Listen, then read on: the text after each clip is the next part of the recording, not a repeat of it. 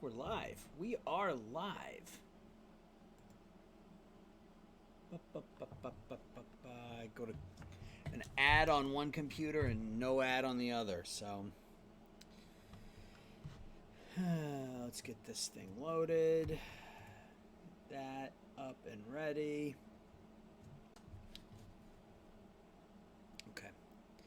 I don't understand why I'm getting an ad on one PC and not one on the other, but whatever. All right, so we are good now. Yes, we are live. Streaming out of the Park Baseball 22 with the Colorado Rockies. Yeah, we're live. It is October 1st. We just finished the regular season. And while we wait for people to trickle in on this Sunday night, as the Red Sox are now losing again to Tampa. This has been a brutal 3.5 game stretch for the Red Sox. Brutal. At any rate, so before we get into moving forward, let's just kind of quickly recap where we are. So we finished the season 162. That was our worst record in our last, 3 seasons? Yeah. We won 104 games in 2026, 102 games last year, our World Series winning year, and then 100 games this past season. It was our first division title, though. We finished in 3rd place when we won 104 games, 2nd place when we won 102, and this year we won 100 and finished 1st. So, yeah, so that's been it was our best season record-wise, or our third best season record-wise, and our best season position-wise in the conference. And when it's all said and done, we're gonna end up playing the Padres or Dodgers anyway, because they're gonna be battling in the wild card game. So we're gonna be playing one of those two teams when it's all said and done. From a statistics, well, I guess I'll start with an injury point of view. We are without our middle infield. As well as our starting right fielder. So we are down 3 starters going into the postseason. Braden Holcomb strained his PCL.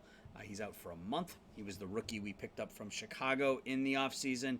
Had a pretty solid, first full season. He played half a year with the Cubs last year. Strikes out a ton, but 17 home runs, 29 doubles, 7 triples. So OPS plus was a little light, which is a little concerning, but if we take a look at his other stats, his ISO's down, his BABIP was up, his WRC plus was low, which tells you he didn't really have a great year, but he was okay. He was okay for a rookie. We're also without Luke Lito, who is our starting right fielder and our leadoff hitter. He fractured his foot literally yesterday.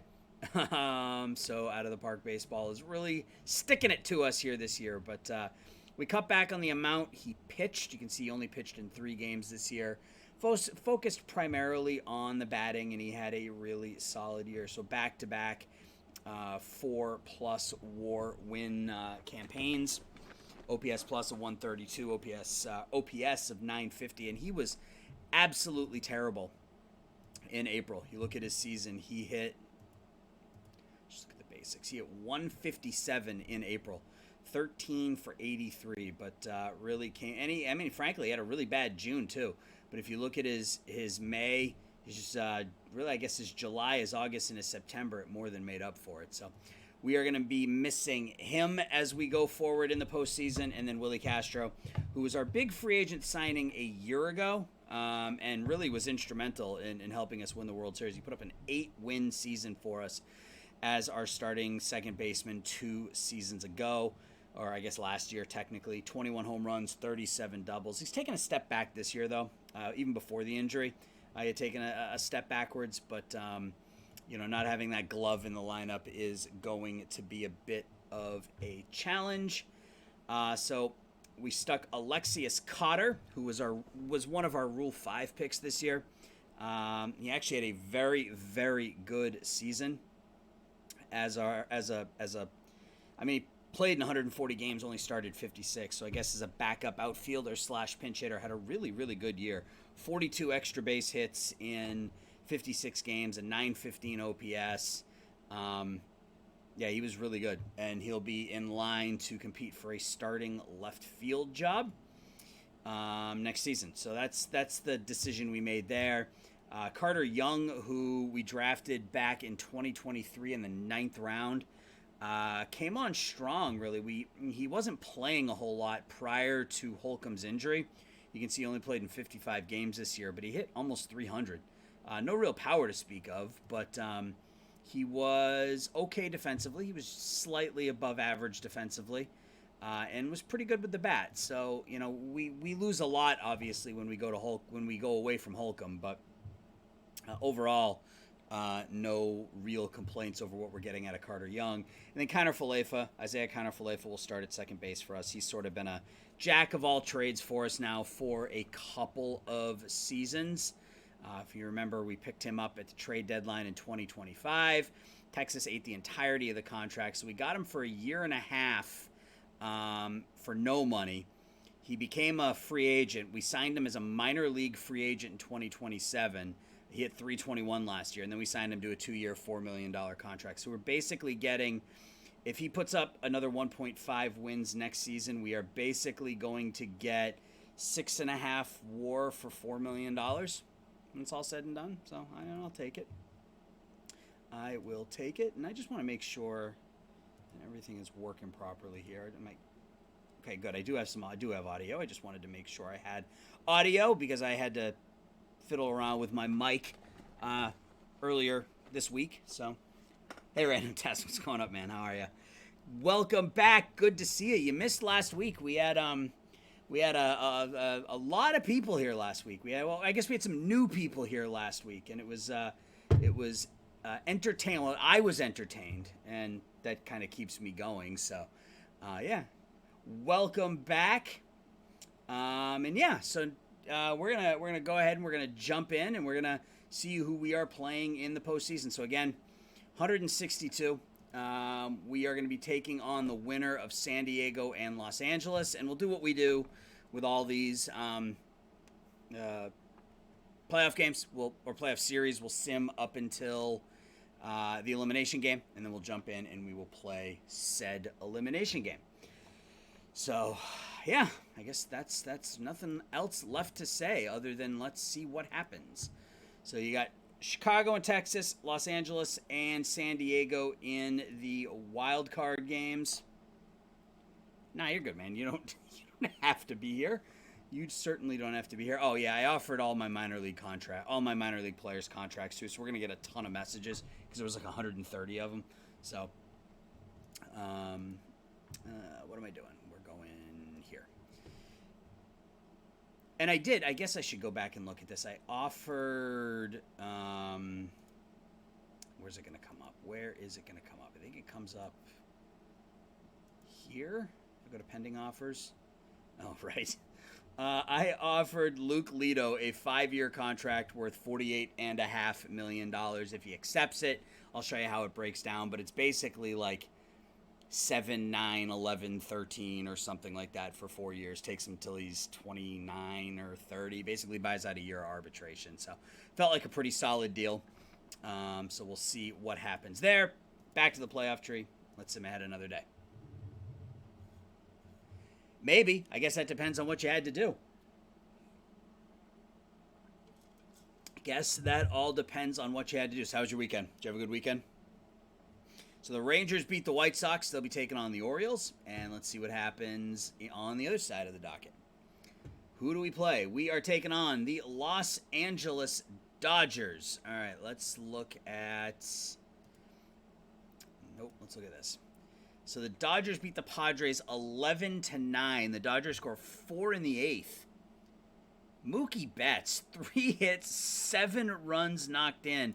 Mookie still going strong at age 35 years old for the Dodgers. Still plays an elite defensive right field. The average has slipped. Is that gone? Is that gone? That's gone. All right, so the Sox cut the lead in half.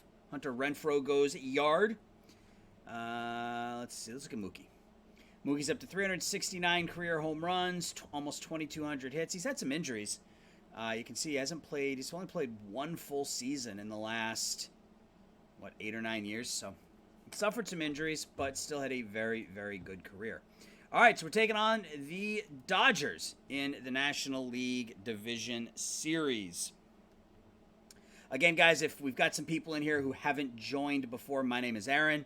I have a YouTube channel called Around the World Sports. That is the link right there. I've got my own out of the park playthrough going on right now. It started with the Detroit Tigers.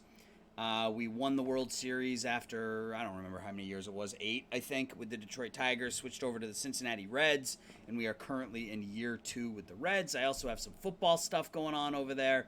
So if you haven't already checked me out, I would appreciate it if you could. Hey, Breeze, what's going on, my man? Watched about 90% of your video here over the span of a couple of days. I couldn't watch all hour and a half of it in one sitting, so I watched it over about 2 or 3 sittings, and good stuff so far. It's interesting. I commented on your video that it's interesting when you add a feeder league to your league, how many more players or prospects are available to you in the first year player draft. Because it took me a second. I was trying to figure out why you had so many better prospects than what I've seen in these drafts, and then I remembered that you said you had a feeder league. So it's interesting that you had a ton more prospects because of the feeder league. I did enjoy it. Yeah, I did. Hey, Josh, how you doing? Enjoying some beer. If I remember correctly, last Sunday you said you are just a fan of beer, so hope you're enjoying some on this lovely Sunday night. Yeah, so are the Yankees, man. The Yankees are going on a tear as well. Again, Rizzo again today. Three games in a row. He's just been on fire. And meanwhile, we got Kyle Schwarber sitting on the bench there, overcoming a hamstring injury. So I would like to see him get into the lineup and do something. Sox have to win tonight. I wouldn't call it a must-win game, but with the Yankees and Jays playing well and the Rays playing like the Rays, the Sox need to snap out of this. You like feeder leagues? I've never actually played with a feeder league because I guess I could add one as we get into the playthrough. I don't. The reason I don't like feeder leagues is because I want the quote-unquote realism to maintain. Oh, shoot. What did I just do? I just simmed through oh, no, I wanted to sim through the first game. Okay, good. And we won 8-7 in 17 innings. So we'll take a look at this in a second. But I like to maintain the realism as long as I can, with real players. And then once you get 4, 5, 6 years out, you start getting all fictional players. And at that point, I would probably add one. I've just never thought about it. Hey, Twins, what's going on, guys? So we win game 1. What a game it was. 8-7 in 17 innings. So Wozniak has 4 hits. Drew Jones has 3 hits. It looks like our bullpen was just lights out. We didn't give up a run in 10 innings. So Glasnow got the start, went 2 1/3, gave up 7 hits, 4 runs. Horn gave up 2 runs in the, I guess that would have been the 7th inning. And then Hicks with a shutout inning, Wynn with 3 shutout innings, Haas with 3 shutout innings, Camerata 2 1/3, and trade deadline acquisition Justin Dunn picks up the win. So we take a 1-0 series lead. I got to go back. Random task. Your weekend was nice. Your block had a block party. You spent the rest of the weekend making an out-of-the-park spreadsheet. Is that for the online league that you made the spreadsheet for? What did I do this weekend? I took a bike ride with my daughter yesterday.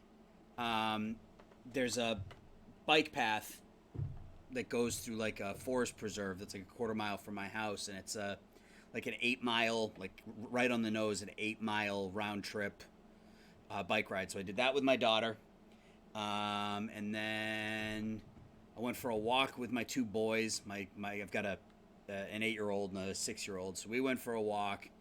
What did we do last night? We watched bedtime stories. I don't know. I got little kids, so, this stuff to me is like normal, but we watched bedtime stories with Adam Sandler, and then we did a fire pit and we made s'mores. So that was my day yesterday.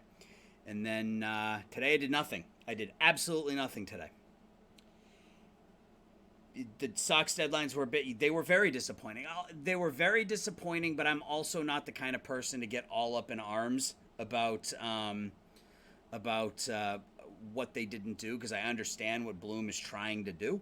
So I'm fine with him not giving up the farm, because I was, if he had really wanted Scherzer, he probably could have gotten him, but it would have required Duran, it would have required Tristan Cassis, it would have required Jeter Downs, it would have gutted the system. And that's not what Bloom wants to do. Bloom has said all along that he's in this for the long haul. So I can understand why he made the movie moves. Yeah, the s'mores were good. They were very good. All right, so game 2. And we're taking on old friend Louis Patino, who is now a Dodger and was pretty good in his first season with the Dodgers. Let's sim game 2. Series is tied at 1. We get blown out 11-2. Not good. Brubaker doesn't make it through 4. Leiter comes in, gives up 4 runs in a third of an inning. That's a garbage game. All right. So, oops. What did I do? Here we go. All right, game 3. So we're tied at 1. Yeah, you saw that, right? Kumar Rocker didn't sign with the Mets. Sox didn't sign their second round pick, Judd Fabian. He wanted, I think, $3 million, and the Sox wouldn't give him that. So they didn't sign their second round pick. But yeah, Kumar Rocker. And he's not going back to college either. No, your message didn't get hidden. I see it, Breeze. I'll get there in a second. Yeah, Kumar Rocker. And he's not going to, he said he's going to work out on his own. He's not going to go back to school. He's not going to, he's not going to sign with an independent team. Well, they didn't offer him anything because they saw, I guess in his medical, there was a potential elbow thing from what I read. So, I mean, I didn't, wasn't a Red Sox note, so I didn't get too far into detail on it, but it looked like it was a potential elbow issue that they weren't comfortable with. Breeze, when you changed the Major League Baseball amateur draft to 20 like in real life, the feeder league setup gave you the recommended number of leagues and teams it should get. Oh, it does? Oh, that's interesting. I didn't know that. Again, I've never played with a feeder league, so I've never realized that. It's good to know, though. All right, so we are without a third of our starting lineup here, so what we're dealing with right now isn't much of a surprise, that we're struggling a bit. But, all right, game 3, Denny against Urias. And we're down 2-1. So we're going to be playing at least one, and this was in 13 innings. Wow. We're going to be playing at least one elimination game, and it's our elimination. So Drew Jones homers, Denny goes 6. Bullpen pitched fine. I mean, Parker gave up a run, but, I mean, that's 7 innings of one-run baseball. You can't really complain about that. So, all right, well, here we go. We're going to game 4, and it's going to be Ben Guess going for us and Brandon Hudson going for the Dodgers. Let's see if we can keep our season alive. And it's inevitable, right, that we're always going to have to go through the Dodgers or the Padres. It just seems to be never ending. And I was looking at the Dodgers' financial situation. They have like $80 million to spend this offseason. So they're gonna be right back in it next year with their prospects. So they've got Brandon Lockridge in center batting leadoff, Mookie Betts in right batting second, Spencer Torkelson batting third, playing left, Michael Busch the cleanup hitter at first base, Xander Bogaerts, the ageless one, 36 years old, 29 home runs this year, batting fifth, playing third, Corey Seager at short, batting sixth, Yordis Valdez and his $192 will bat 7th and play second base. Alex Guerrero will bat 8th and catch. And Brandon Hudson, 11-9, 3.75 ERA, will do the pitching. For us, Alexius Cotter will bat leadoff and play right. Wesniak at first, batting second. Ramirez batting third, playing third. Drew Jones batting cleanup, playing center. Dominic Smith will play left and bat fifth. Carter Young will bat sixth, playing short. Drew Romo catching, batting seventh. Isaiah, like my New England accent came out there. I called him Isaiah Kiner Falefa, batting eighth, playing second, and Ben Guess will pitch. 11-14, 4.11 ERA on the season. They didn't say what his medical issue was, but there was something. You think Rocker will go to Japan like Carter Stewart? got $7 million guaranteed instead of playing indie ball for peanuts. Yeah, I sent a tweet to the Chicago Dogs, which, you know, as some of you guys know, it's a team I call some games for, an independent league team here outside of Chicago, and I tweeted at them that that they should make a run at Kumar Rocker to be our ace next season. So. It's a beautiful ballpark. I mean, as indie ballparks go, it's absolutely gorgeous. We had Roger Clemens was at the ballpark, I guess Tuesday night, because his son Casey plays for the Kane County Cougars, which is another team in the American Association. So Roger was in town to watch his son play.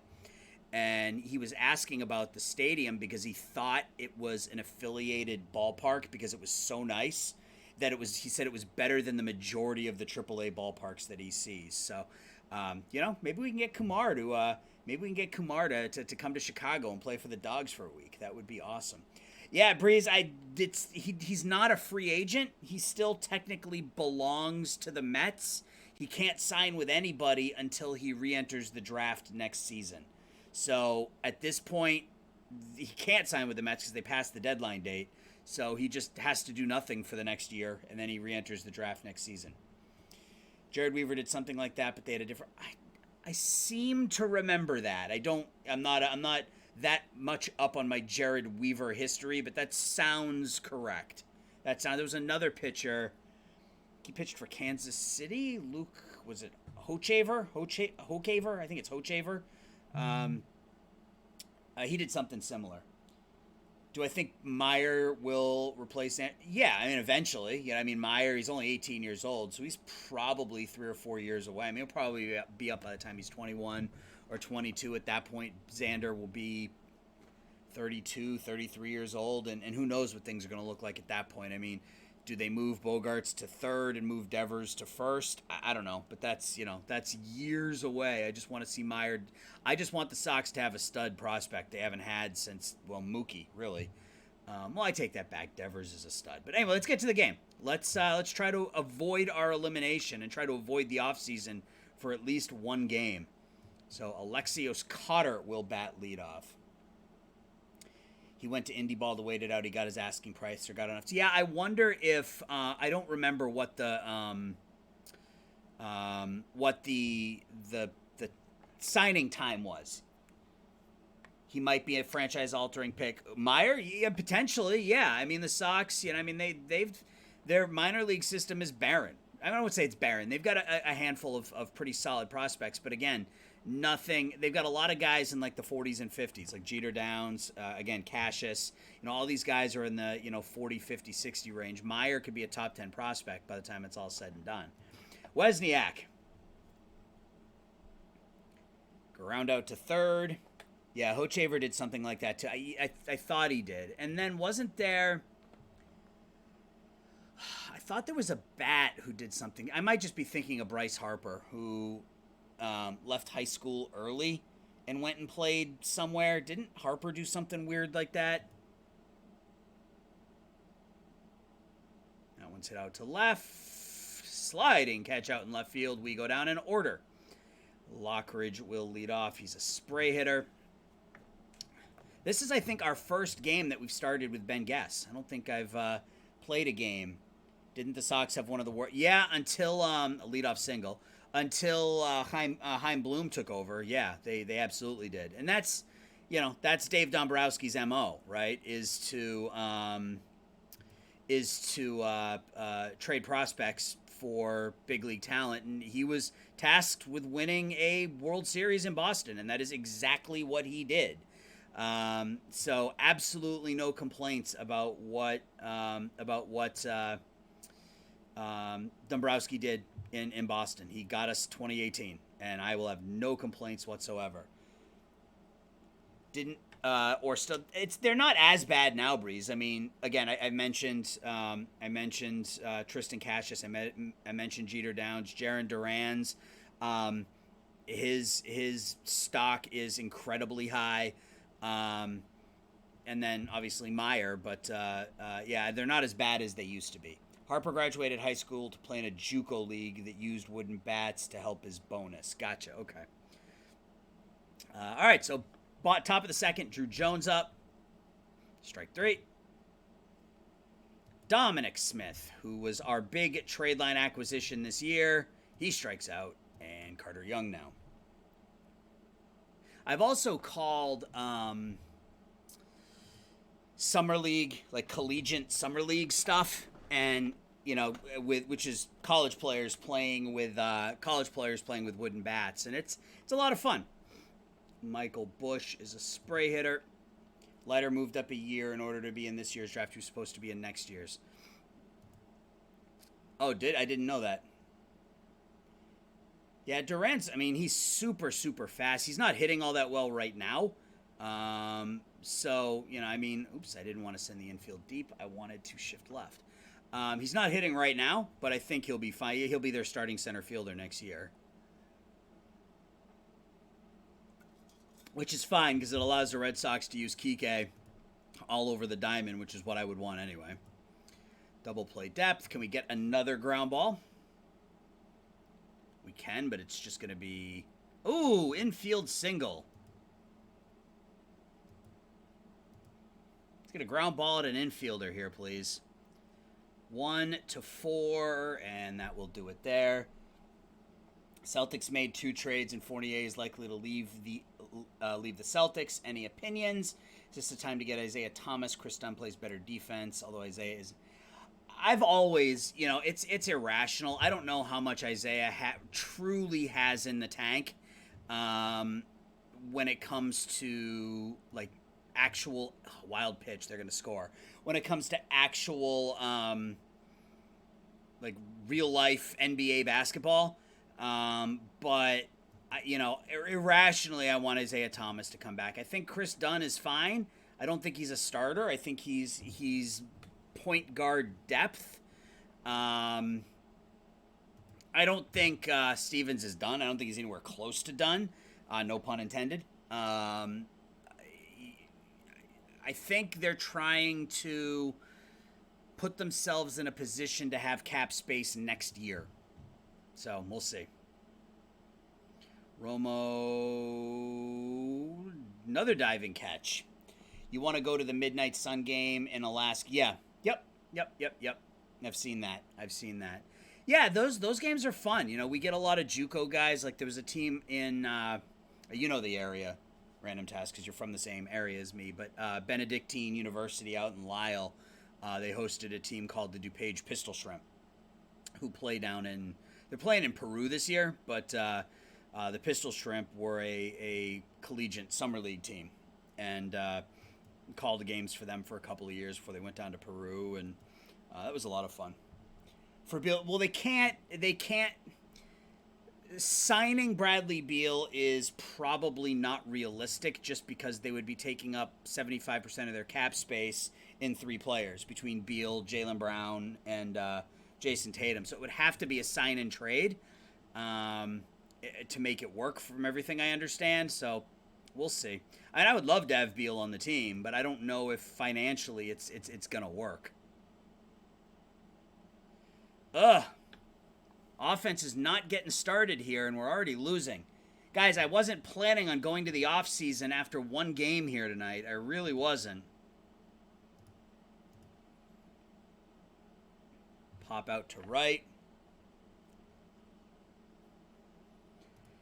2 down, runner on second. Spencer Torkelson is a pull hitter. We will shift left to Spencer. 1-2 pitch to him. Strike 3. All right, so we're still only down by a run. Rafael Devers just hit into a 4-6-3 double play. Sox and Rays are over there, so I'm watching that while I'm doing this.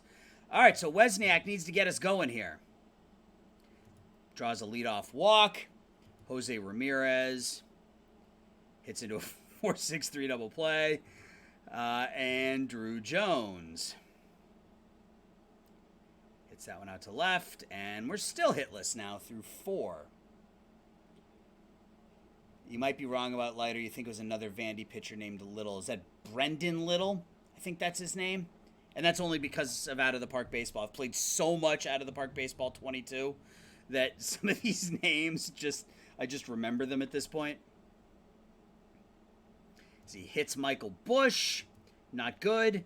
Let's get a double play here. 5, 4. Oh, and don't turn it. And Corey Seager now. Double play depth. Can we get the double play on him? 5. Let's see if we get it this time. Nope. So another fielder's choice. Yordys Valdez. 3-2 pitch to him. That one's blooped out to center. Catch is going to be made there. Yeah, I think it's Brendan Little or Brandon Little. Brandon, something like that. I don't remember. All right, so still no hits through 4. Dominic Smith coming up. And he pops that one out to right. I guess it would be poetic that we finally win the division and we get knocked out in 5 games. JD just went deep. Is that one gone? Oh, catch is made by the center field. That was just terrible camera work. That was awful camera work, guys. The camera was panned to the left fielder, and the center fielder made the catch. That was awful. There's our first hit. Christian Little. Brendan Christian. It's close. It was something like that. Kiner Falefa. And at least we're going to, it looks like, oh, another base hit. So our 7-8 hitters get base hits. And that's, of course, brings up our pitcher with 2 outs and 2 on. Oh, a base hit for Ben Guess. Let's go. Here comes the runner, and he's safe. Ben Guess helping his own cause. Ties the game at 1. Big at-bat there by Ben Guess. Cotter grounds it to short. And they get the sack. But we tie the game. So, awesome. All right. So, we're going to shift right against the lefty. 2-2 pitch. Ground ball to second. 1 out. Brandon Hudson. 1-2 pitch to him. Strikeout. It's 4 strikeouts for Guess. He's at 56 pitches. And Lockridge. Base hit to center, so it's going to bring up Mookie. Leiter was a sophomore, but you have to be 21, so he was young to be drafted, which is why I thought he reclassified, because most players don't declare as a sophomore. Judd Fabian was only 20. He was I think the youngest. He was the youngest college player in the draft.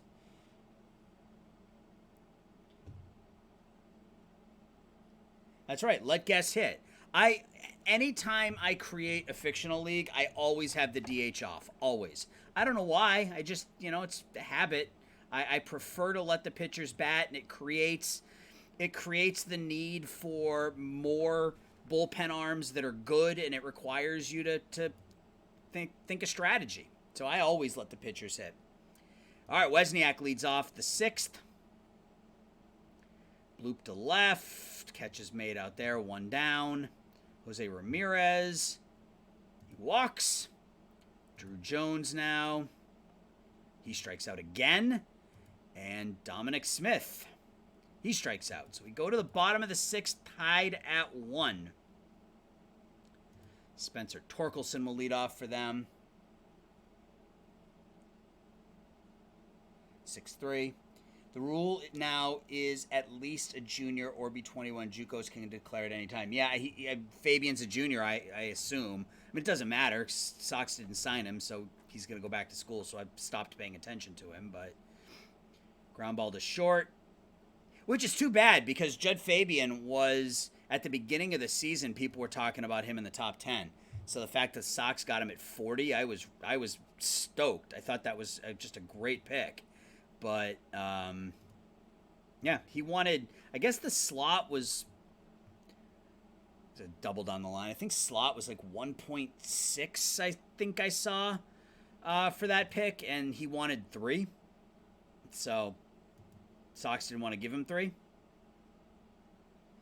Ah, crap. All right, so here comes, Bogarts is going to stop at 3rd. All right. So 2 on, 2 outs, Yordys Valdez, and another wild pitch. Son of a nutcracker. So they scored 2 runs on 2 wild pitches. Ground ball to second, and that will retire the side, but they take the lead again. Here comes Carter Young against Salvatore Figueroa. Base hit to left. An 870 OPS against this pitcher. So, yeah, I mean, I'll take it. And we should get probably somebody up in the bullpen, right? That's not my team. This is my team. Everybody's tired. Look at that. Everybody's tired. Everyone's... Oh, that's right, because we had a 13-inning game yesterday. Mason wins exhausted. Parker's tired. We'll go Camerata.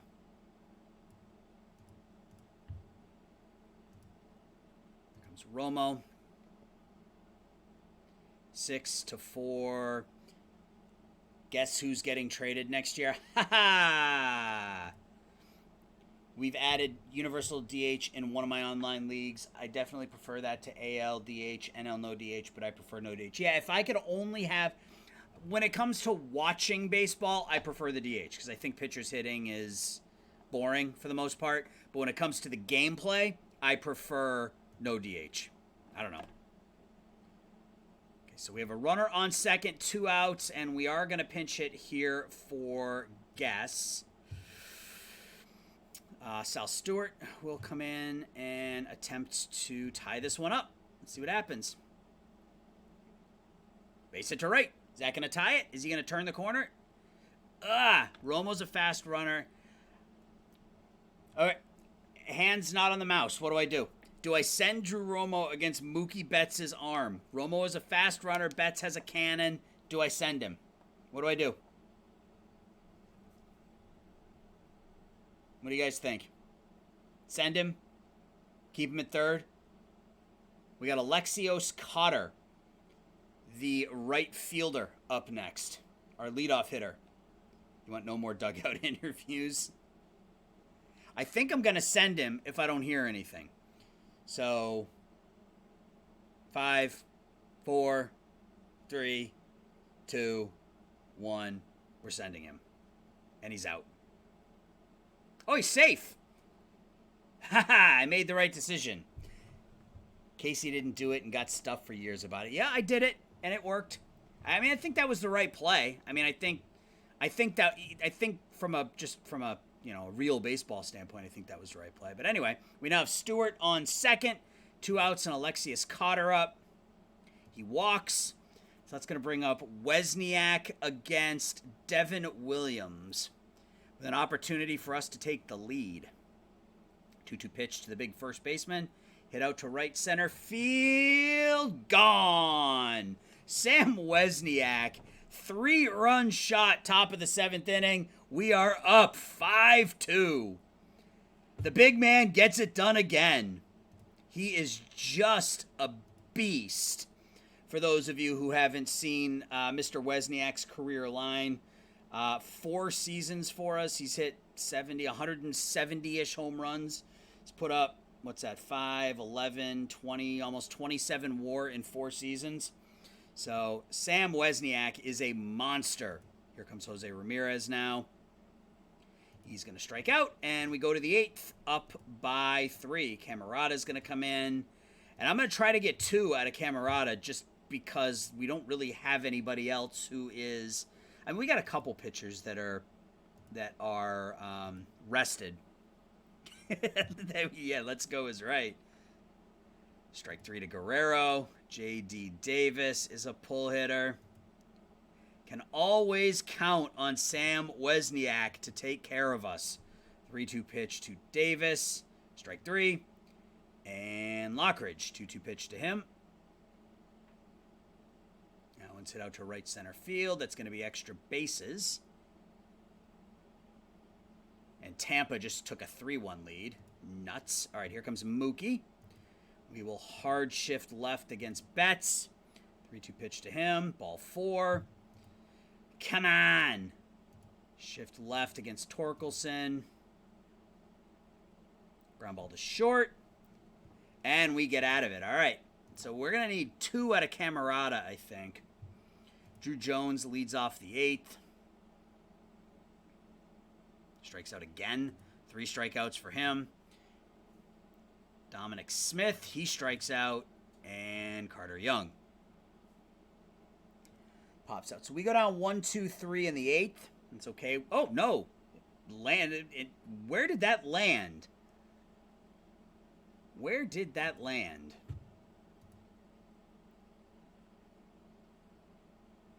Can we replay? Will this replay just that one play? Where did that ball land? Are you kidding? All right. Whatever. Here comes Romo. Grounds it on the infield, and he's out 4-3. All right. So now we go to the 8th. And I am going to get somebody up. Pause. Yeah. Bush walks. Infield at double play depth. Can we get the ground ball?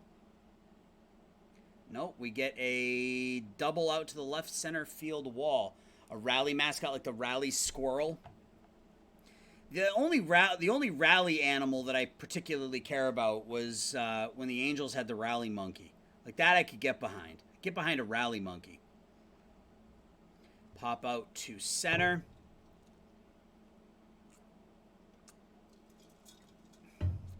One down here in the bottom of the 8th. Camerata's exhausted. I got to get him out. Got to get him out. Bring in Haas. Going to get done up in case Haas blows it. 0-1 pitch to Valdez. That's a base hit to right. Bogarts is going to score, and the runner goes to second. So we're going to have another one of these games. We can't get away from it. Every game we play is like this. Another base hit.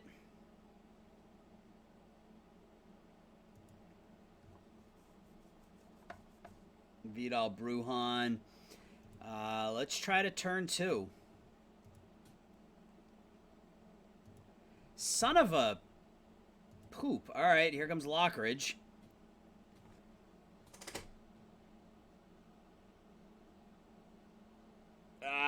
There are no words.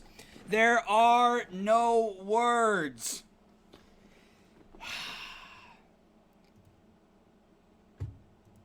So it looks like we may be going to, I'm going to bring in Justin Dunn here. It looks like we may be going to the offseason a little bit sooner than anticipated here in this one, guys.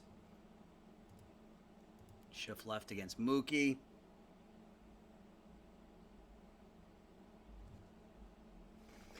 I can't get them out.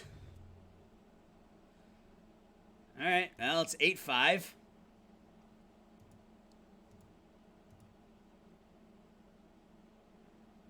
That gonna be caught? I think so. Right in front of the wall. So this has been a garbage 8th inning. Ball 4.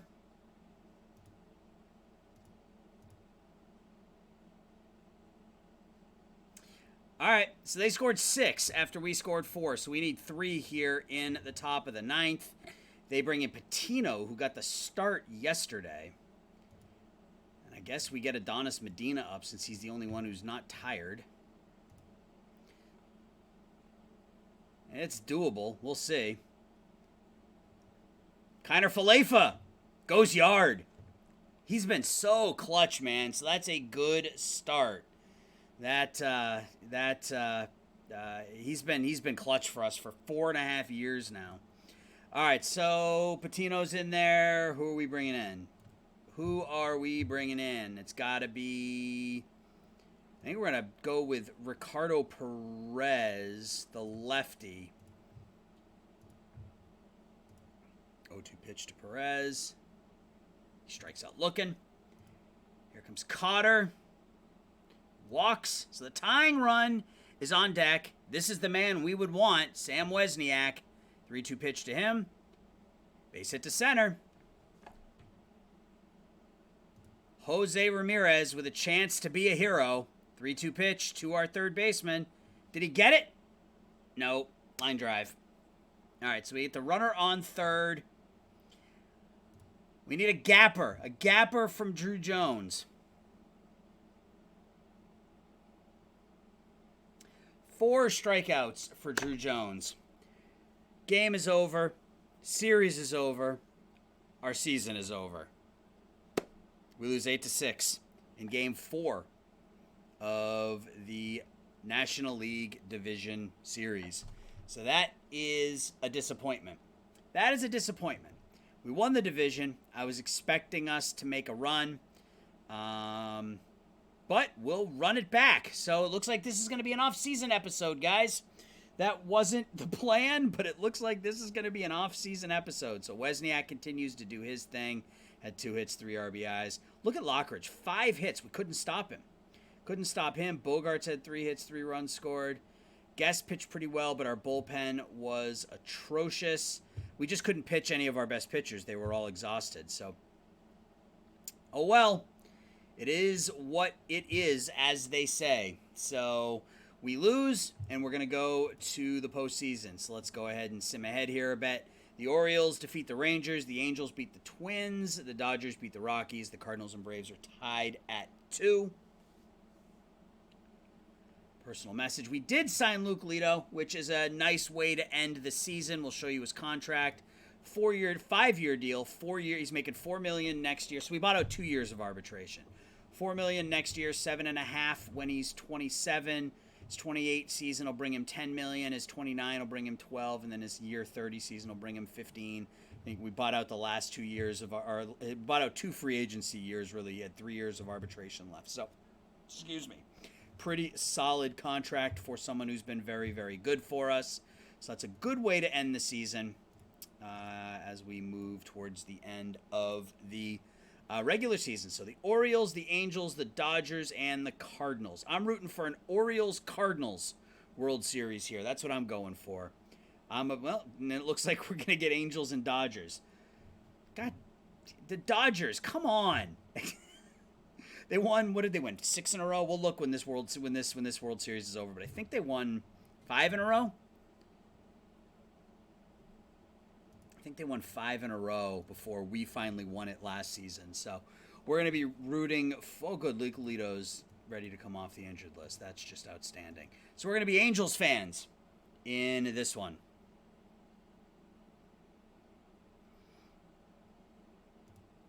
I don't care about these people retiring. At least the players won't have to get a hotel. Yeah, that's true. Drive home. Very true, because that's important. That's important. Oh, come on. Like, everyone is coming off the injured list in the World Series. So the Angels are up 1-0, so that's good. I have driven around Los Angeles once. I was there for work, I don't know, 5 or 6 years ago at this point. And, oh, friggin' Dodgers. Give me a break, man. Fucking Dodgers. Excuse my language. I don't know if that has any... I think people can swear on Twitch, right? The Dodgers win another World Series. At any rate, I was driving home. I was driving from my hotel to the airport, and I had it's like a 7 a.m. flight from LA to Chicago, and so I had to be at the airport at like 5:30 in the morning. It took me... there was bumper-to-bumper traffic in LA at like 4 a.m. Like, and I live in Chicago, and as do you, Random Task, where there's traffic everywhere. It took me like 2 hours to get to the airport from my hotel, and I was in Anaheim because I was staying at a hotel that was walking distance from Disneyland. So I was in Anaheim, and it took me like 2 hours to get to the airport. It was just friggin' ridiculous. I forgot to show you guys this. Zach Veen actually ended up signing with a team in... he signed with an independent league team, and then he ended up signing with the Blue Jays. That's interesting. Okay. Yeah, he signed with an independent league team. The secondary roster size is now down to 38. That's no good. All right, this was expected. Jose Ramirez voided his contract. So that's and I don't know that we're going to re-sign him. I mean, not for that much. He had played 5 seasons with us. 4 of them were epic. And the 5th one, he was injured. So we may just thank him and bid him adieu. Jordan Hicks, we're going to decline that contract offer. I mean, he was fine, But for $10 million, I want more than fine out of a bullpen arm, so we will pay him the 1.5 to go away. He was okay with Dominic Smith. We didn't improve our stolen bases. We didn't sign Louis Patino. We didn't have more. We didn't reach his attendance goal, and he's mad at us. Whatever, man. 100 wins, 3 straight seasons, and he's mad at us. Yeah, he signed with an Australian team in 2027, but in 2028 he signed with an independent league team. I'll go back and look. This I could have sworn he did. I mean, unless I'm going completely nuts.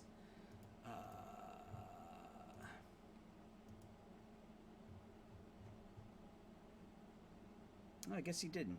I must have been thinking 2027. Yeah, he signed with a team in the Australian Baseball League.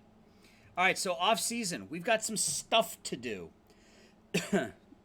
Loyalty increases up to very good, which in theory means we should have some more money.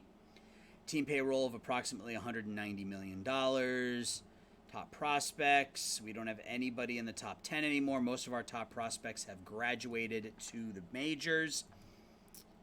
We are, where are we? Where is Colorado? Holy crap, we're all the way down here at 25th. We only have Kevin Norman, who, to be fair, is really, really good. But again, I think our minor league system is a little underrated, if you want my honest opinion. We have Jim Pinnell, who is a fantastic defensive left fielder. Looks like he's going to be a well above average bat. Got Norman. Got Kevin Mathis, who's going to be an absolute monster power-wise. I mean, he could hit 50 home runs in cores with that power. Danny Fisher could be another really solid bat. So I think we're a little underrated, but that's fine. We got to do arbitration, which we'll do in a second.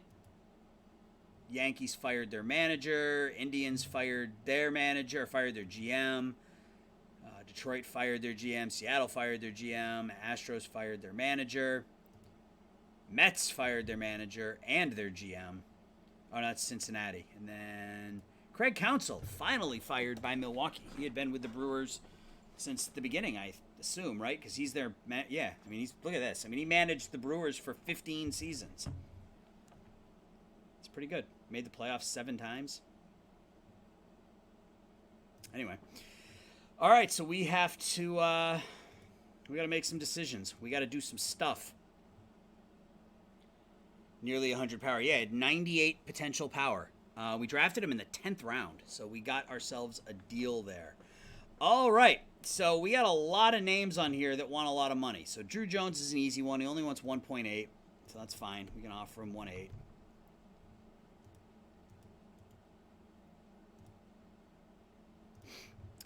Camarado wants 2.4. We'll give him 2.3.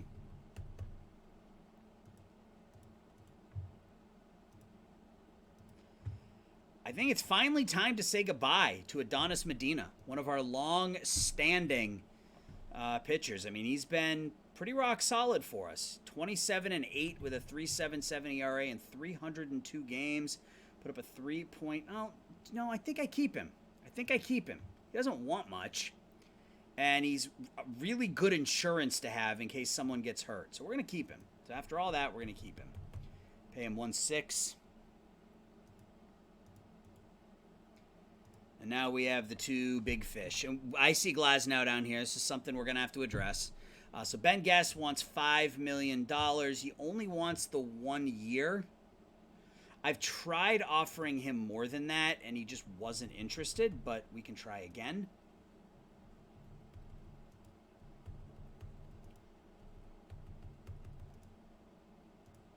Only wants the 1 year. So 1 year at 5, which means I can probably get him for 4.75, 4.8.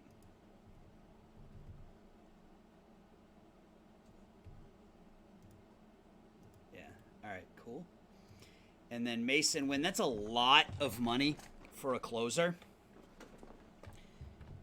I'd like to lock him up, but I don't know. I think we'll get the 1 year down. We'll get this 1 year arbitration locked down and then see where we stand at free agency and maybe make a run at him there. try to lock him down at that point. Mason Wynn has been really good. I mean, he's put up 4 WAR in 2 seasons for us. That's a lot of money to pay for a bullpen arm, though. I mean, we've got it. We've got $80 million to spend.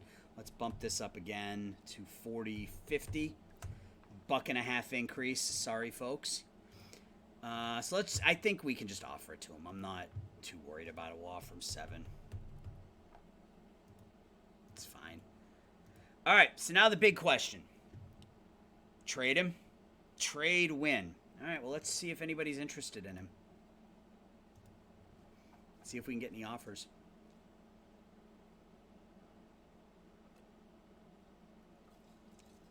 I'm going to be up all night. This thing's filled with iced coffee. I don't know what the hell I'm thinking. I can't do that anymore. CJ Hood. No.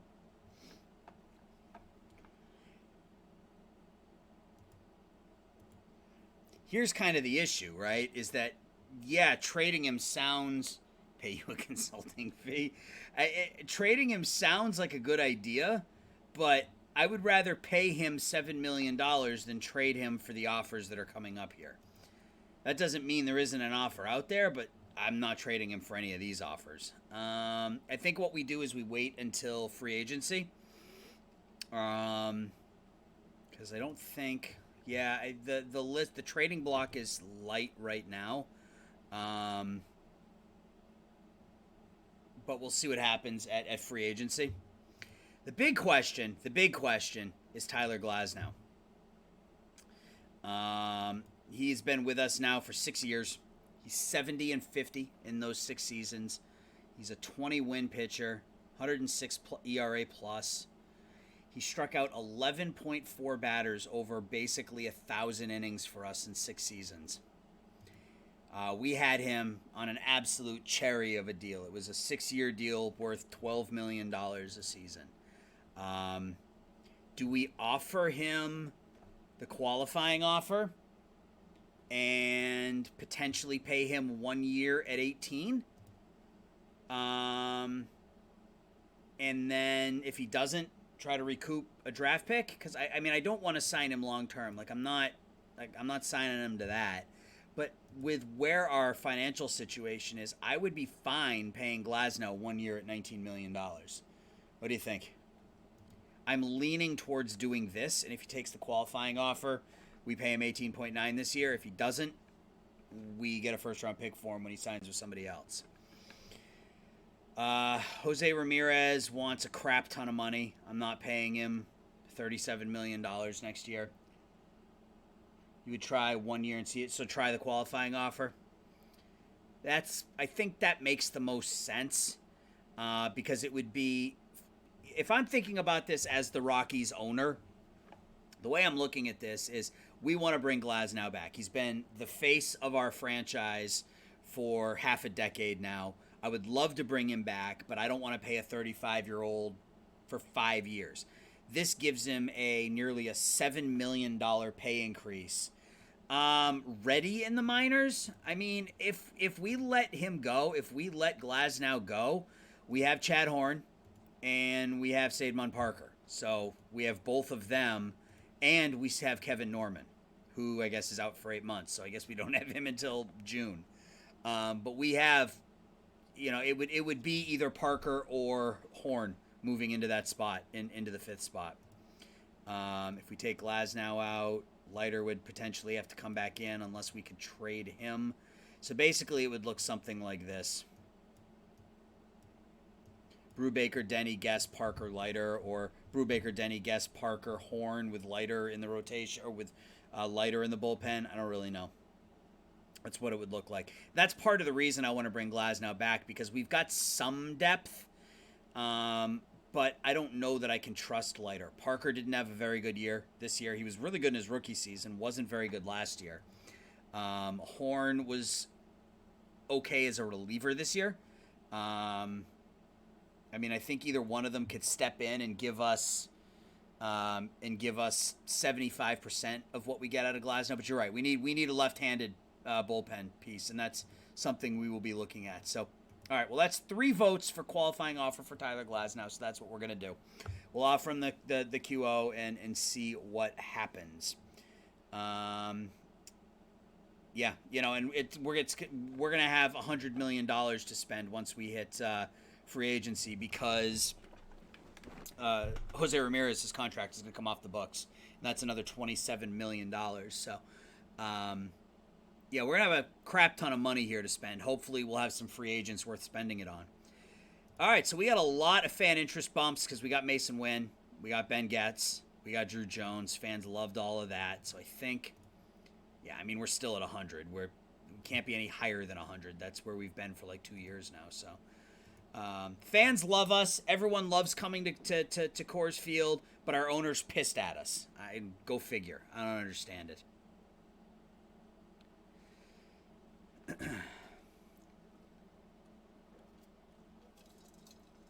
Twins, how was your weekend? I didn't ask you. Talk to Random Task. I know what he did this weekend. How was your weekend, Twins? How are you feeling about the moves your guys made? Moving Berrios, that had to be kind of tough. I mean, how do you feel about the return they got for him? We'll take a look at the award winners once this thing stops. Yes, left-handed pitching. And I don't know what we need in terms of bats. I think we probably need a backup outfielder, like a legit backup outfielder. We got a couple options in left field this year. We've got Berrios and we've got our prospect. I can't think of his name, but our prospect in AAA. Twins made a killing. You think so, Random Task? I don't even remember what the return was for Berrios. Oh, that's right. They got Woods, Richardson, and Austin Martin. Austin, is that his Austin Martin? Is that his name? He was like the number 5 pick last year, right? For a year and a half of Berrios. That's right. They did get they got a huge deal in that one. All right. So KBO. Anybody of interest? Roberto Ramos. Anybody of interest? No. All right, so American League, Gold Gloves, Hans Kraus, Julio Rodriguez. Wait, that's not... Oh, it's a different Julio Rodriguez. Matt Olson, Davis Match, Cole Tucker, Gabriel. Old friend Gabriel Arias, still getting it done with the glove. Had a good season for Baltimore. Riley Green in Detroit, Parker Meadows in Detroit, Cody Bellinger. In the National League... Austin Martin and Simeon Woods Richardson, yeah. In the National League, Abner Uribe, MJ Melendez, Evan White, Nasim Nunez, Matt Chapman, Tamar Johnson, Rock Riggio, Harrison Bader, Mookie Betts. So no Rockies on that list. AL Reliever of the Year, Josh Winder of the Twins. In the National League, Nick Robertson of the Dodgers. Mason Wynn finishes 3rd. American League, Silver Slugger, Adley Rutschman, Pete Alonso, Nico Horner, Keone Cavaco, that's a name. Tim Anderson of the White Sox, Evan Carter, Samuel Zavala of the Astros, Cody Bellinger of the Angels now, that's right, and TJ McGuire. In the National League, Ben Guess wins the Silver Slugger at pitcher. Andy Rodriguez at catcher, Sam Wesniak at first, Abrams at second, Chapman at third. Tatis at short, Micker Adolfo out in left. 53 home runs for Micker Adolfo this year. Holy crap. Garrett Mitchell of the Brewers and Acuna with the Braves. AL Rookie of the Year, Tommy Specht of the Yankees. And in the National League, Braylon Minier of the Reds. Cotter finishes 4th.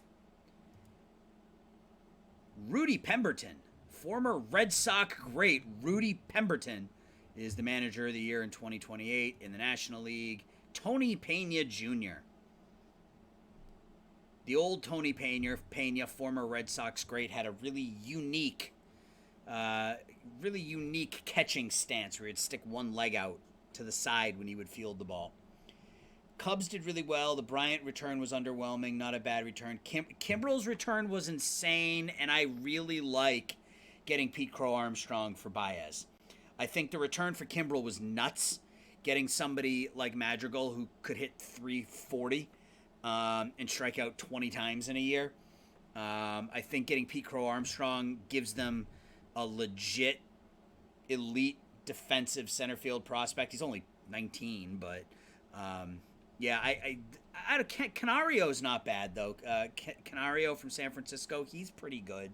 But again, I think the Cubs did really, really well too. I have some Cubs friends who were just, on the ledge, but I mean, they got some good deals. So Giolito wins the AL Cy Young. Josh Goldberg of the Red Sox finishes second in the National League. Carson Montgomery, Julio Arias, Mitch Keller. We get Tanner Brubaker's down there in 10th.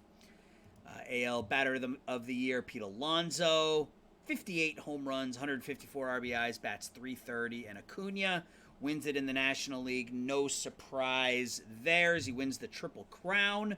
.334, 58 home runs, 169 RBIs. Nice for the now 11.5 WAR for Ronald Acuna Jr. in his year 30 season. 11.5 WAR for Ronald Acuna Jr. 11.5 WAR. 11.5. That's pretty damn good. You're mad because you predicted Bart for Bryant. I predicted Armstrong for Baez. That was my claim to fame, and it's on Twitter, so can't say I didn't do it. Yeah, I called that one. Yeah, 11.4 WAR. That's good. That's a pretty darn good season. Anybody good coming from Japan this year? 26-year-old below. Get out! Get out! Ah, nice catch. Sorry, I didn't mean to scream into the mic.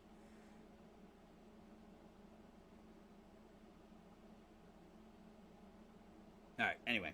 So this guy's not bad, but I'm not paying a $13 million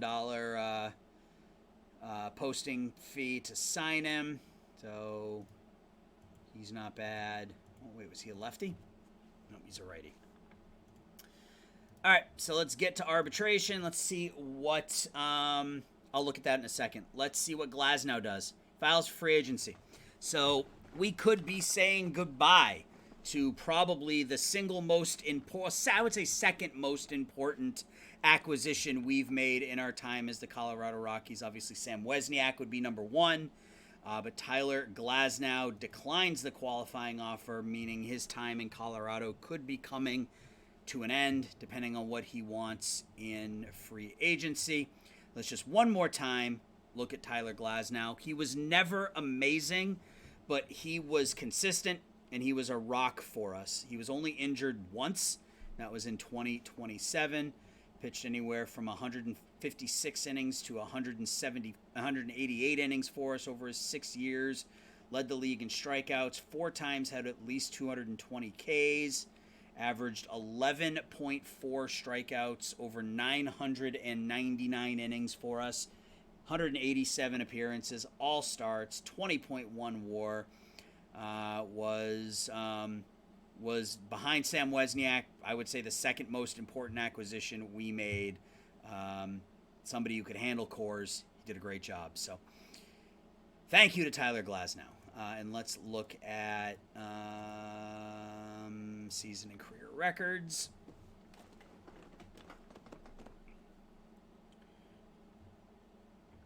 Wins above replacement season. 19th. But the best since Barry Bonds' historic 2001 season. 73 home runs, 173 RBIs, 177 walks, 11.8 WAR. So that was the best season by WAR in 28 years. And the second best since 1948. So Stan Musial is 11.5 in 1948. So 80. So it's the second best season by WAR in the last 80 years in our playthrough. So yeah, it was a good season. All right, well, let's see what happens here. Let's see what our financial situation looks like once we hit free agency. Yep, second best in 80 years. All right. Anybody any good? Nope.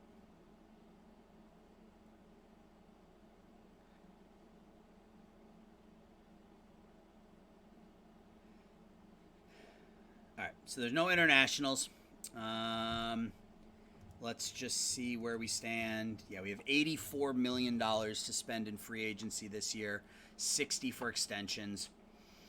And now that the players are gone from our roster, let's figure out what we need. So Sal Stewart will be our third baseman.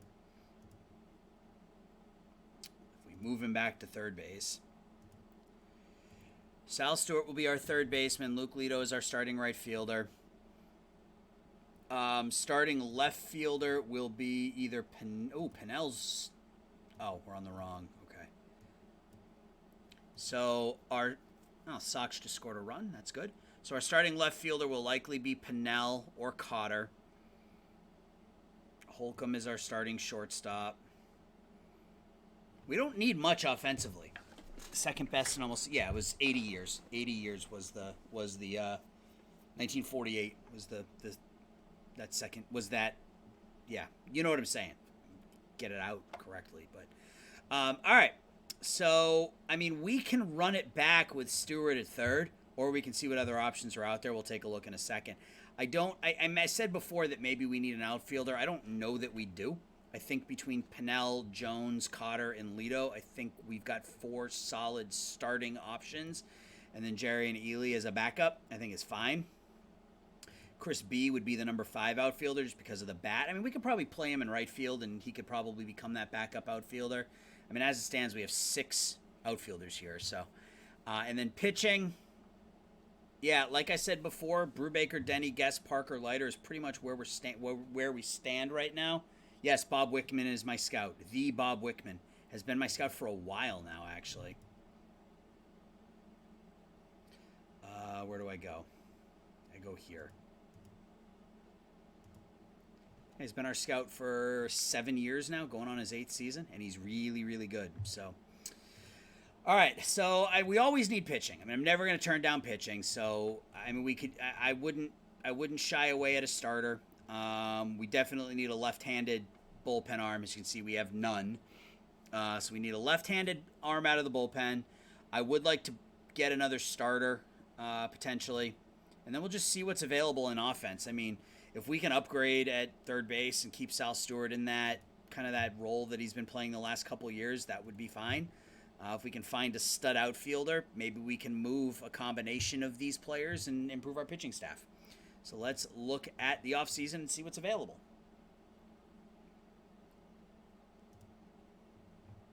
So Jose Ramirez is the number 1 option available, and he wants $37.5 million. He wants nearly nearly $160 million over 4 years. Is that what that was? 30, yes, so that's 77, it's 104. He wants a 4 years, $145 million contract. I don't know about that. If that comes down a little bit, maybe we can take a look at it, but yeah, there's not a ton here. Not a ton here. Who's Robert? Is it Robert or Robert? I just don't know. I don't know. I want to call him Robert. And living where I live, I absolutely should know that, but I don't. So, whatever.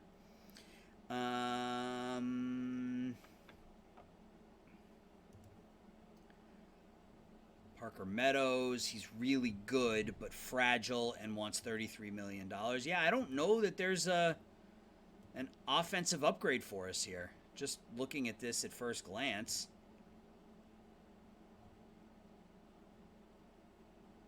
Arenado, his bat's all but gone. Still elite defensively, but his bat's all but gone.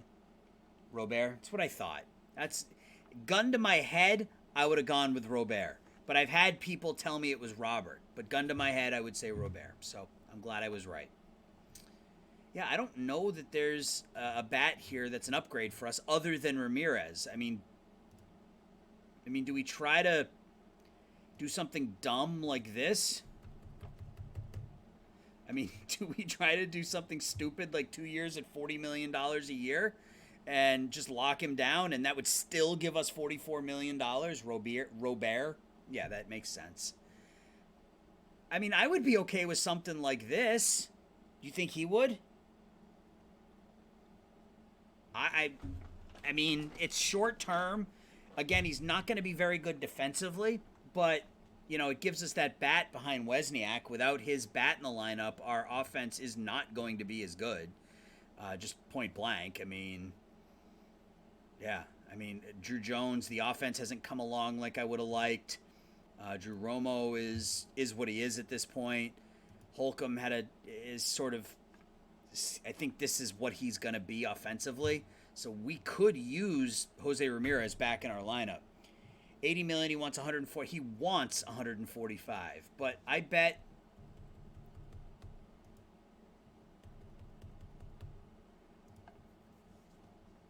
I want to see if he would take it. Yeah, see, he'll take it. I mean, it's 2-year contract, $80 million. That second year will vest because he'll likely play 120 games. We still have $44 million to spend.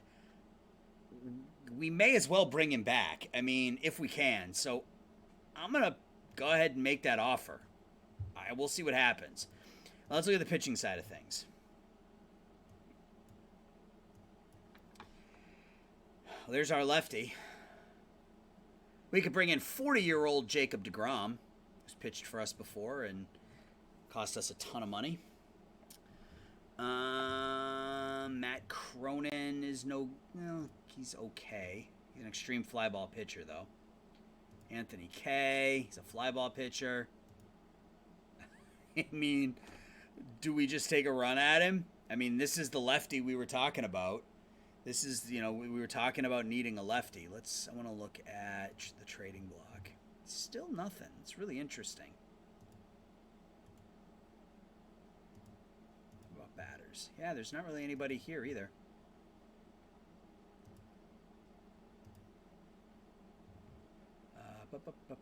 Pitchers. What does he want? Yeah, that's a nothing burger contract for. And I bet I could give him my famous. I bet he would take this. Yeah. Absolutely. 3 years, $10 million a year. The second and third years are team options. So if we can lock these two guys down, because there really aren't. I mean, Glasnow is the only pitcher on this, the only starting pitcher on this list that I would want to bring back. Looks to be a pretty bad year in free agency, to be fair.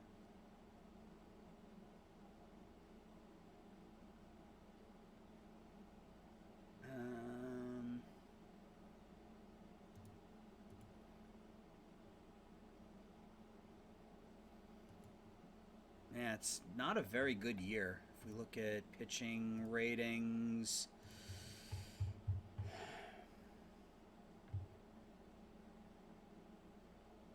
and I really want to bring him back. As demands have gone up.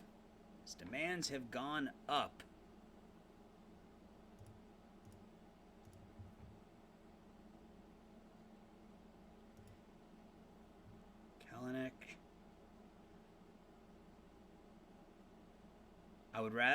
He probably wants like 8 years or something. Yeah, a 10-year contract.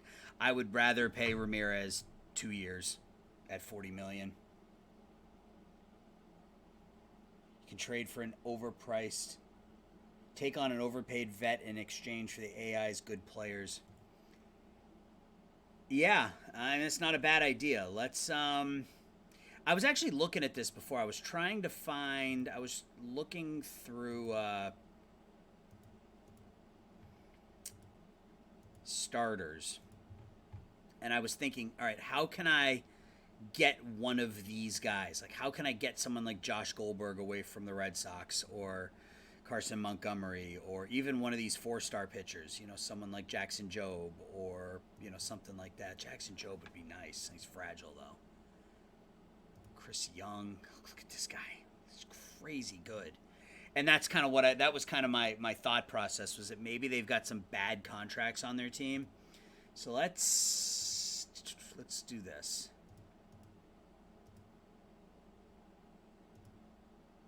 Oh, I can't look at that. All right, let's do it this way. Let's go trade block, initiate trade.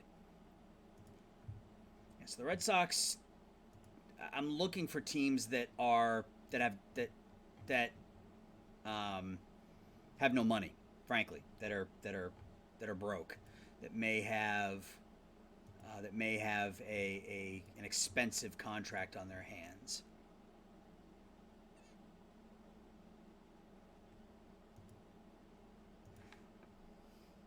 Cubs have a little bit of money. Ideally, you find a team that's in the red that needs to get out, like here. Like this is a team that's in the red. They've got German Marquez, 3 years at $19 million, but they don't have a pitcher that I would want. Of course they don't. Well, they might. No, these guys are all bullpen arms. But that's kind of what I was thinking, right? You find a team that's in the red, and you try to take one of their good players for one of their bad ones, like Ketel Marte at $13 million for the next 2 years. If they have a starting pitcher that is really good, that isn't going to cost a lot of money, or that they'd be willing to part with to get rid of one of those contracts. But I don't know. Not finding anything so far. Shumpy Yoshikawa. That's a name. Shumpy. Houston Astros. Jacksonville. Garrett really wants $22 million in arbitration. Bob Padua. 7.14 ERA last year. That ain't good. They got a little bit of money. They don't really have any bad contracts. Dodgers have a ton of contract, but I'm not trading with the Dodgers. Not trading. Here we go. This is what we're looking for. Is there anybody here that they would consider bad, where I could try to steal a Carson? I mean, I don't think I'm ever going to be able to get Carson Montgomery out of them.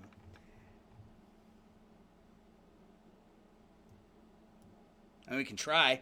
We can certainly try.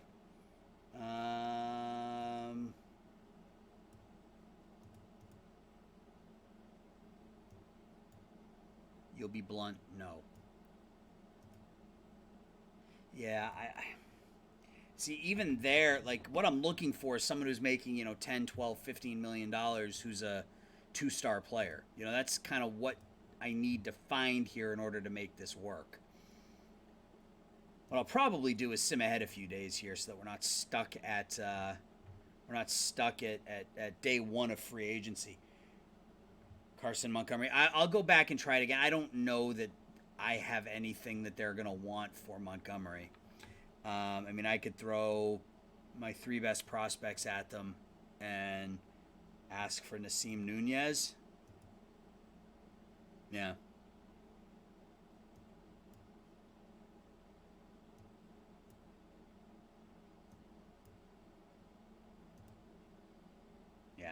There's no way to make that work. I suppose there's a way to make it work. Right, yeah, I want a Miguel Cabrera.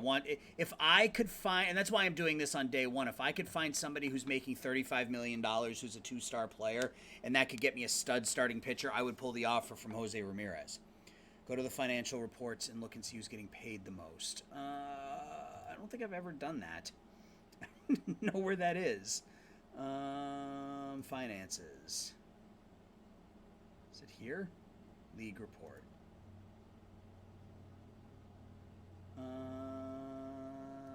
It's right in front of me. Jesus. Are any of these guys down to 1 or 2 say so far? So far these are all elite players. Austin Meadows he's a free agent. Mookie would probably qualify. Correa would probably qualify, but they didn't have anybody. Trey Turner, maybe Washington we can talk to.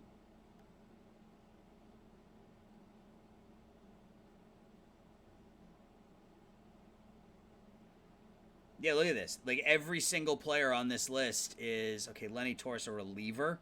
But again, Cleveland didn't have anybody. That was the problem. Cleveland did not have anybody that was bad, or that I wanted.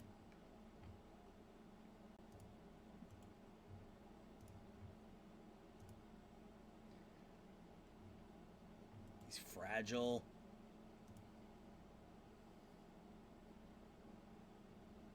Yeah, there's just nothing. Just nothing. What about prospects? Because they are in win now mode. Nope. The other one was Washington, right? Yeah. Christman. Well, there you go. You got a couple pitchers there. You got 3. Dodd was the rookie of the year last year. Maybe we can make a run at one of these guys. So let's take Turner and LeMahieu. LeMahieu blocks.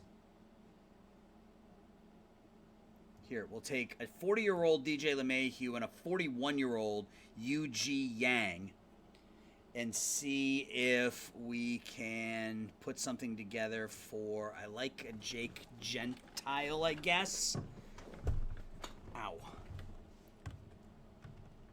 Actually, if we're going to do this, let's see if we can get John Dodd. No players who make that work. So what if we start with Norman? Colorado would be over budget. Let's just ask you to take... I just want to see something. Yeah, see, like, even this is just dumb. Like, here's our best prospect for your 2 worst players from a financial standpoint. And they're like, no, we're good. We're good. We'll pay Trey Turner $20 million and $30 million, and we'll pay Yang 6.5. We're good. Like, that's just dumb.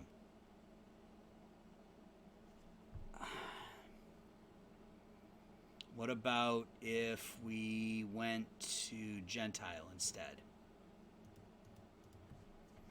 No players who make this work. Stupid game.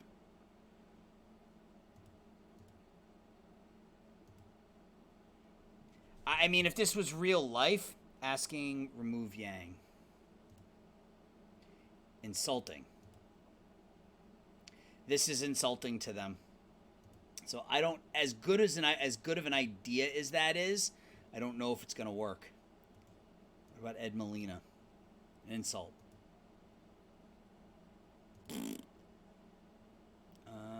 Maybe we're thinking about it wrong. Maybe we're thinking about pitchers and we should be looking at hitters. I don't know.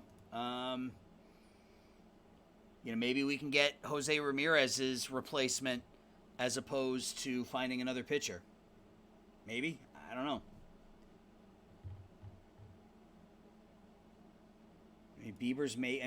I would be happy to just take on Bieber's contract. And he vetoes the deal because he's a putz. All right.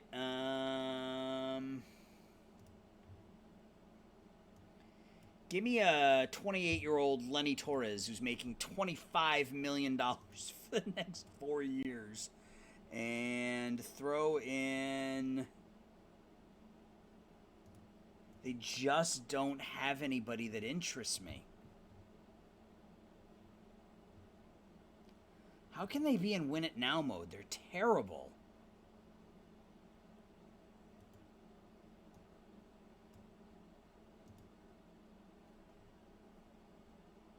I don't get it. All right, we're going to skip ahead a few days.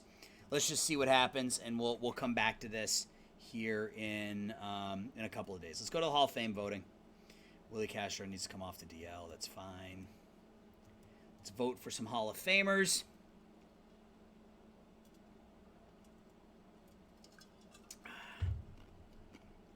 So once again, my name is Aaron, guys. I have my very own channel. Oops, that's not what I wanted to do. My very own channel on YouTube called Around the World Sports. Here's the link right there. If you're enjoying this... Oh, okay. I see what's going on now. We're going against Out of the Park Baseball tonight. I didn't know that. They are streaming as well here tonight. So that is fine. All right. Anyway, so Ramirez likes our offer. 2 years at $40 million. That again, I'm fine with it. With what he's put up offensively, he should. I mean, we can game the system here, right? I mean, we signed him to this 2-year, $40 million contract. If he caves over the next 6 months, we just don't play him. And he doesn't reach 120 games. He doesn't vest the option, and we don't have to pay him next year. So, I mean, we can make this a 1-year deal if we need to. So, Hall of Fame voting. Beltran.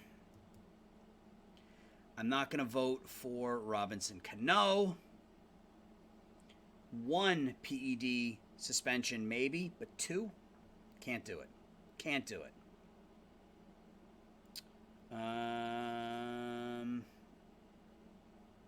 We'll vote for Bartolo Colon because he's Bartolo Colon. This isn't a very good Hall of Fame selection group here. Buster Posey, David Price, Hanley Ramirez, Sabathia. We're going to vote for Sale because he's Sale. Ichiro, yes. Votto, yes. And I think that might be it. We're only going to work. We're only going to go with 6 teams. Yeah, I mean, random task, it makes sense. I mean, it's realistic, right? I mean, that's how the Red Sox were able to get Price's contract. I mean, they had to give up Mookie to get Price's contract off the books. And going back even further than that, the 2011, 2012 team? Well, Cano got caught multiple times. He got caught cheating, came back, and cheated again. Beltran was part of the whole garbage can thing, but there's no evidence that he spent his career cheating. You know, what he did as a manager and what he did as a player, I think, are two different things. We can disagree about that, but it's my ballot, so I'm going to submit that. All right, let's keep going. We're going to sim up to the winter meetings now. So free agency's a little disappointing. I was hoping with all the money we had that we'd be able to make a splash, but what we may do is go in and see if there's a team that just has an expensive. Okay, so we signed Jose Ramirez, so we got him. We got that contract, 2 years, $80 million for Jose Ramirez. So we'll put him back at third base this year, which what's his name? Sal Stewart's not going to be happy about, but he can just deal with it. So we get our big bat back in the lineup, so he'll be our number 3 hitter again. Yeah, so I think that means we're going with either Pennell or Cotter in left. We'll see what happens, see what the development looks like over the course of the offseason. If Beltran was the player named as the mastermind, then he was doing it elsewhere. But he wasn't a player, right? Was he playing in 2017? Hadn't he retired by then, or was he on the team? But I'm more on the allow and regulate steroids trade. Everybody cheats, man. Like, at this point, who cares? You know what I mean? Like, who are we to... I don't know. Who are we to... This is going to go down the wrong road. But who are we to tell people what they can and what they can't put in their bodies? I mean, when it comes to sports, you know, you got players scuffing up the ball. You got players injecting themselves with things. You've had players taking some sort of drugs for years and years and years. I mean, every other player in the 80s took cocaine. In the 70s, it was amphetamines, and it was greenie. I mean, who cares? Like, I don't care. You know, nobody cared when.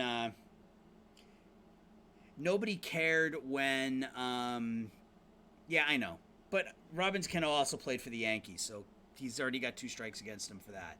I mean, nobody cared when Sosa and Maguire were hitting 70 home runs a year, and Bonds was hitting 70 home runs a year. Nobody cared then. They only cared after the fact. So, whatever. It doesn't matter in reality. All right, so let's get to the winter meetings and see if the trade block changes at all. Yes, you can call me a hypocrite because I won't vote for Robinson Cano. Go ahead. It's fine. I got no problem with it. But yeah, looks like it's gonna be a pretty light offseason. There's not a whole lot to do unless the trade block picks up at the winter meetings.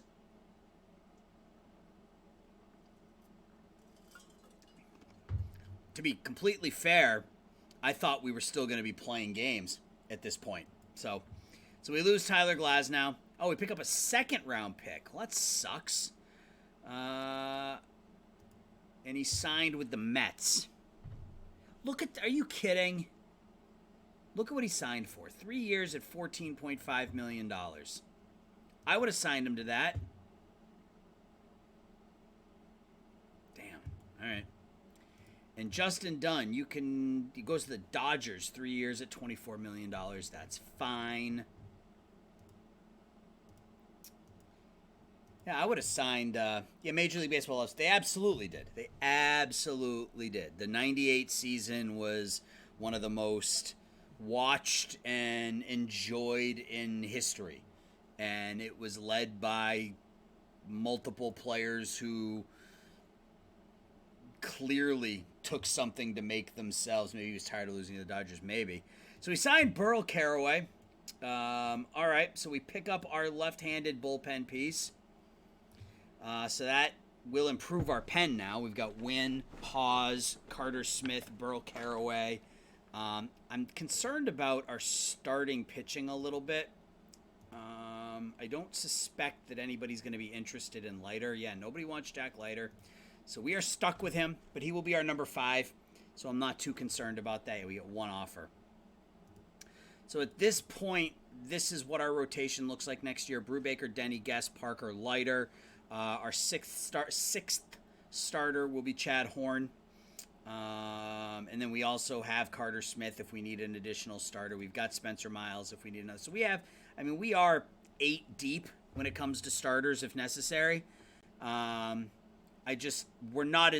starting staff is not as good. When you lose Glasnow and replace him with either Parker or Leiter, we're just not as good. So we're at the winter meeting, so let's take a look and see what the trade block looks like. So they're giving up. They are willing to trade Sixto Sanchez, and I could take that contract on. They want Denny or Jones. Can you shut up? Stupid game. Just dumb.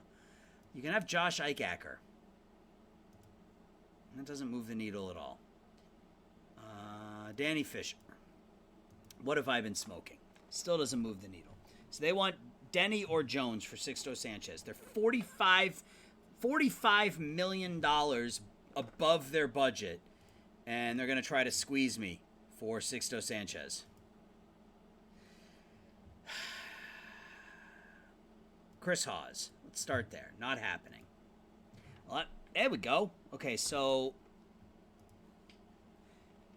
if we start with Ian Moeller, really. So it's very close to being all right with just Ian Moeller. Okay, can we take out Moeller? They really want Ian Moeller. This seems like an absolute no-brainer to me. What do you think? Ian Moeller and Adonis Medina for Sixto Sanchez. We have him for 1 year. He is an extreme ground ball pitcher, so he literally would replace Tyler Glasnow. We talked about Glasnow making that $18.9 million. We would just pay Sanchez $18.9 million. He's 8 years younger. He's an extreme ground ball pitcher. He's a little different. He's not going to strike as many batters out, but his movement is better. His control is better. This, to me, seems like an absolute no-brainer at all. Let's just quickly see if they want those two guys so badly. Can we do anything else here? Ooh, wow, he's really good.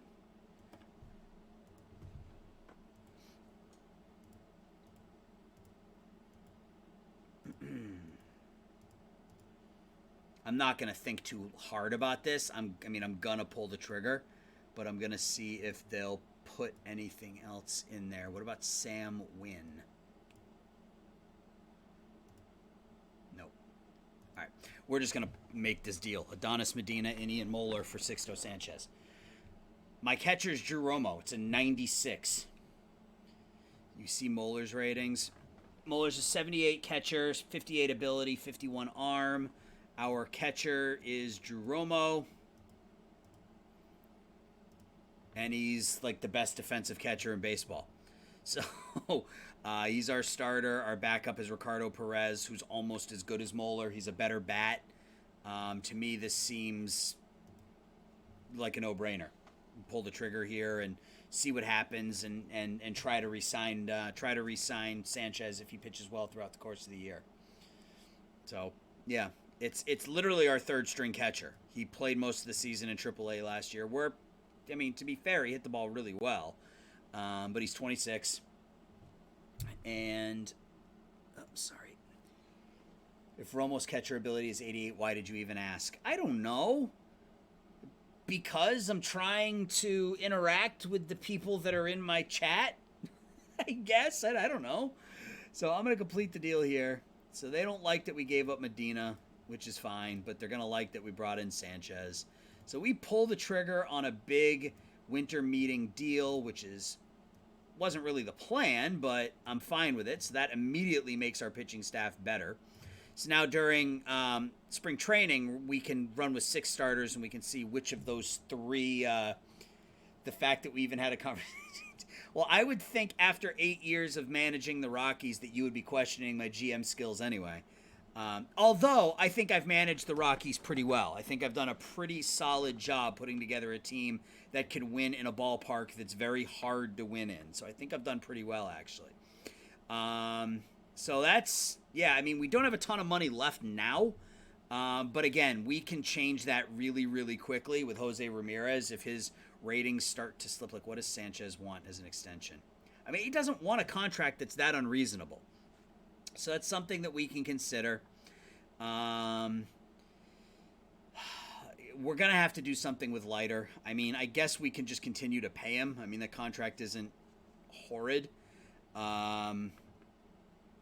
There's nobody here that I would, if I could figure out a way to move Willie Castro, I would, but I don't think anybody's going to want him. Yeah. Even if I eat, what I want to pay, yeah, I can't. Yeah. Okay, so we are stuck with Willie Castro for another 5 years or 4 years or whatever it is. But we got a World Series out of it, so I'm not going to complain. All right. So I think let's look at Saul Gonzalez. Wow, there are quite a few good pitchers. Here's another lefty. But he's a fly ball pitcher. What would Washington want for Saul Gonzalez? Sometimes you can just find a team that's willing to give up on somebody. Like, this guy's basically a cheaper version of Ben Guess. Like, he's not quite as good as Ben Guess, but still better than a lot of the pitchers we have on our team. And if we can get him for not a lot, I feel like that makes a lot of sense. So we've got some outfield depth. I don't want to give up Pennell.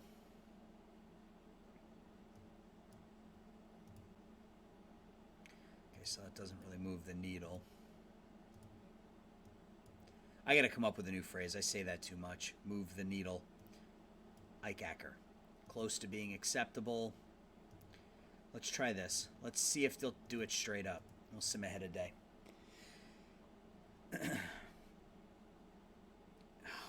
Why does anybody know why it does this?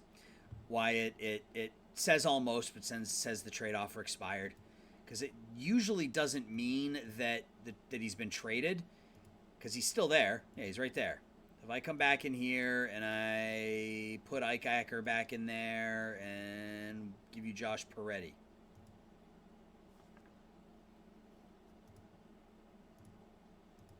I wish I knew why it did that. And keep simming though. So the next step will be the Rule 5. See if we can get... So they want... Yeah, they want players I don't want to give up. Well, we can discuss it again. So I would be fine giving up Ike Acker. I don't think he's ever going to... would I, though? He hit 320 in Double-A. Is he going to be that good a hitter?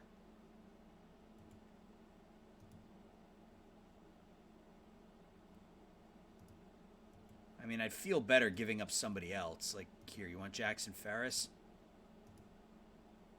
No, not really. What about Kyle Williams? Oh, I can't deal Kyle Williams. We picked him up last year. Let's look here and see if we have... Yeah, I was hoping that we might still have some, like, 3-star older players. All right, I'm not going to spend too much time trying to get Saul Gonzalez. He's pretty good, but he's not, like, make or break our team good. Yeah, I don't know. I've never actually seen it. It had never done that prior to this year, so I don't know. Yeah, I'm not worried about Saul Gonzalez. Maybe something will come up when the year starts. So we're going to keep simming here and get up to the Rule 5. Yeah, this thing was filled with iced coffee about an hour and a half ago. A little bit more than that. I'm going to be up until like 3 in the morning. Which is fine, because all I have to do to get ready for my job is roll out of bed and put a shirt on and put some shorts on and come sit back up here and start working. If he was a lefty, then probably worth looking. I don't think he was, but I'll go back and take a look. I don't know why I don't think about that stuff. Yeah, he's a righty.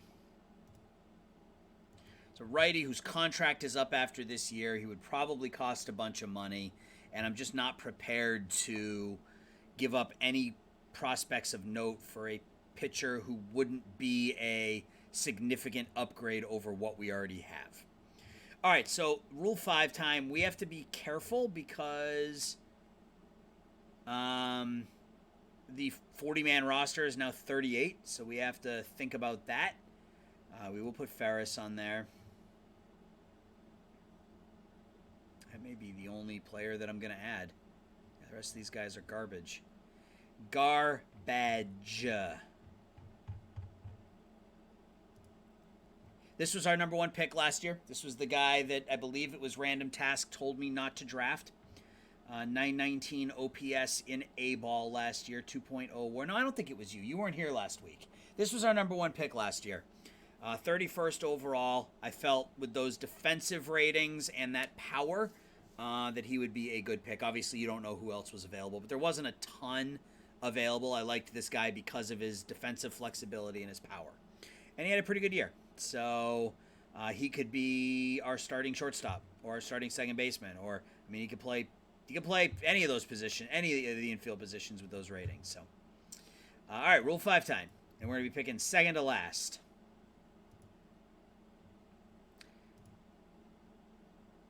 Let's see. Oh, we got some pitchers on here. You wouldn't have drafted it. You don't even know what else was available. So how can you say that? Steve McCloskey. Danny Espericueta. He's unmotivated and has trouble keeping up. Brixton Wilson. It's a ground ball pitch. I mean, he's not bad. I don't know that I'd have a home for him, but let's look at the batters.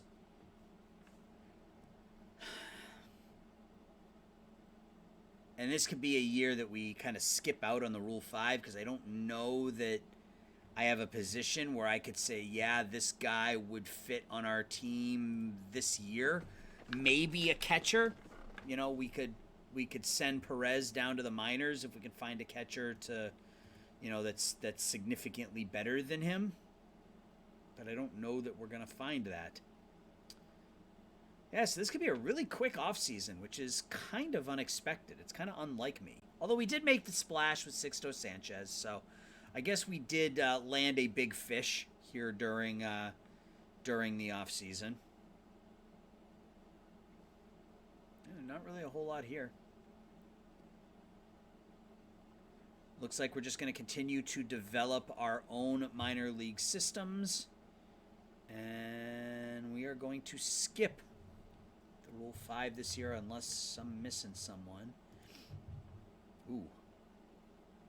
God, he's terrible defensively, but that's a great bat. I don't know where I'd play him. I mean, I literally would have no place to play him.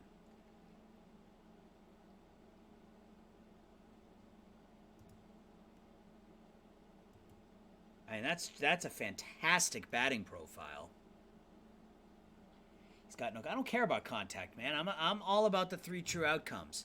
I have a type when it comes to my players, and that type is good batting eye, good power, and good gap power. And at that point, everything out. Like for me, it's batting eye is the number one stat I look at, then power, then gap power, then avoid Ks, then contact. That's how I look at it.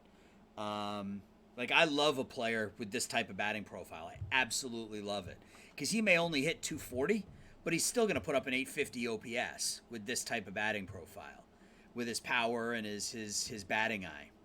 I think I may just take him. I may just take him just to take him. I mean, he's only 23, and we can figure out what to do with him after the fact. So, yeah, I'm just going to take him. All right, and now we're going to go to the end.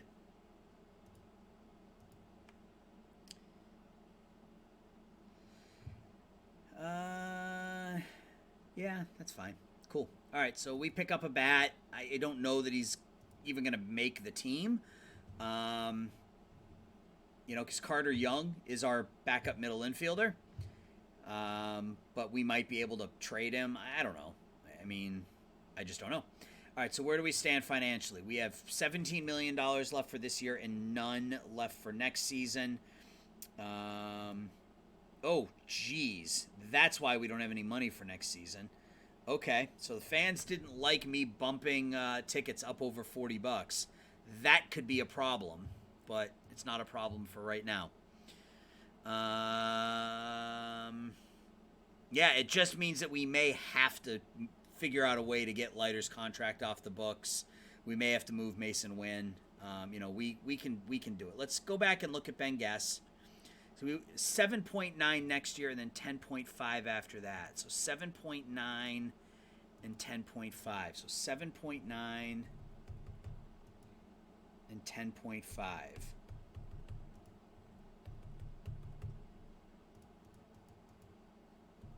So that gives us a bit of flexibility next year, and then it gives him bumps in 2031 and 2032. And he's not interested. All right. He is not interested in signing a contract with us for more than a year, so we will stop asking him for now.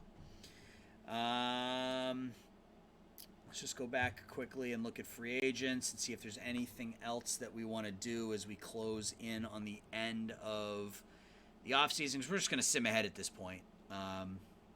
We signed Burl Carraway to a 3-year contract worth $30 million.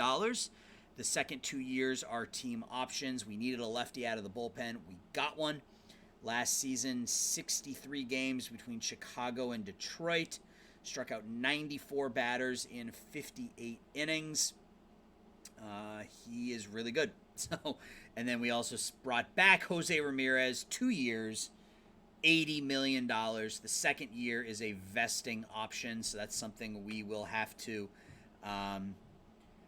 I may, even if he's hitting well, I may put him in a position to not play 120 games this year. I may get Sal Stewart in there with a little more regularity and try to keep him down around 110, 115. But we'll see how the beginning of the season goes. I don't want to cheese it, but if he's not playing well, obviously I don't want to pay him $40 million next year. So, and if we look at next year's free agents,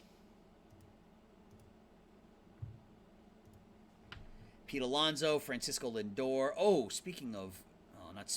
But a shortstop. There was somebody I wanted to see if we could make a move for. I don't think San Diego's going to trade him to me, but they're wasting him. Victor Acosta. They're playing him at first base, which is just an absolute waste of his defensive abilities. Yeah, they want Wozniak. Okay. You guys can kick rocks. All right, so let's keep going. I was hoping to bring in Acosta as a shortstop. I mean, just an absolutely amazing defensive shortstop. But San Diego, for some reason, is continuing to stick him at first base.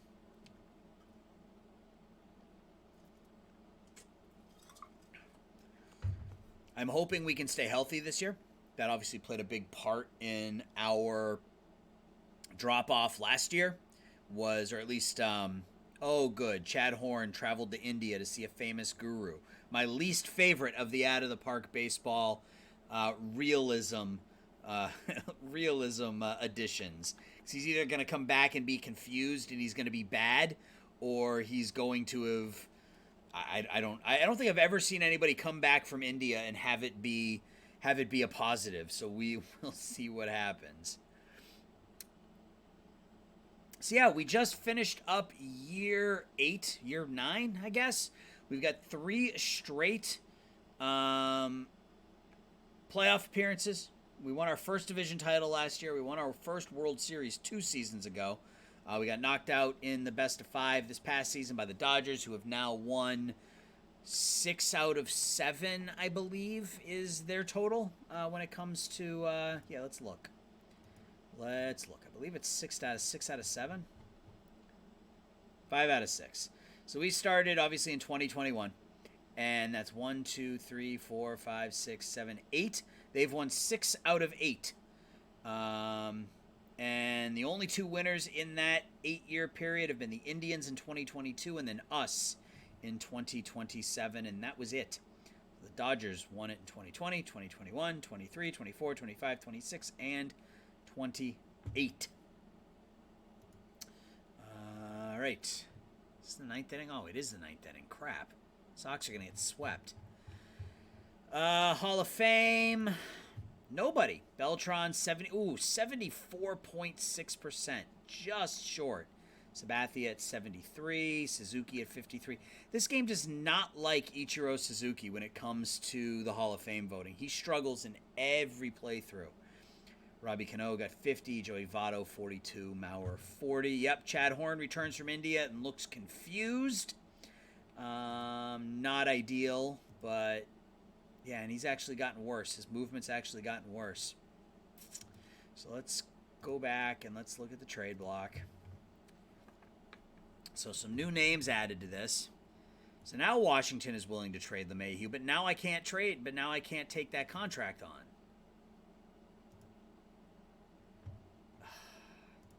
Stupid game.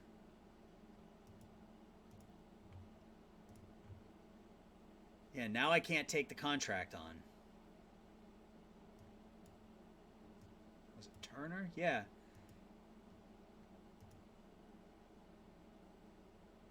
LeMahieu makes what, 16? 16-8?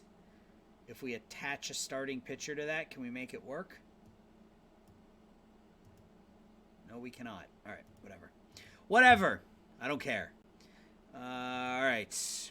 What else we got going on? So DeGrom goes back to the Mets, goes back to where it all started for him. He's now 40 and wrecked, 137 and 99, 3.14 ERA, 53.8 WAR over his career, but he's been injured a bunch, as he is in real life.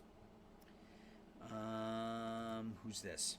Tim Anderson signs with Tampa, $52 million, $17 million a year for 3 years.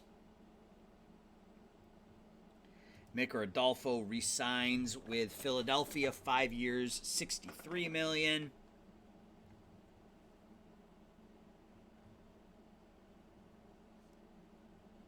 And that looks like it. Cody Hoyer, he was one of the guys who was just traded from the White Sox to the Cubs in the Kimbrel deal. All right. Let's get up. Yeah, we're just going to get up to, well, it's 9 o'clock. We'll see how quickly we can get to opening day. We might play opening day. See how quickly we can get there. We'll sim ahead here a bit. So the Sox have got 2 on and 2 out here in the 9th inning. Runners on first and third. Interesting. All right. Interesting.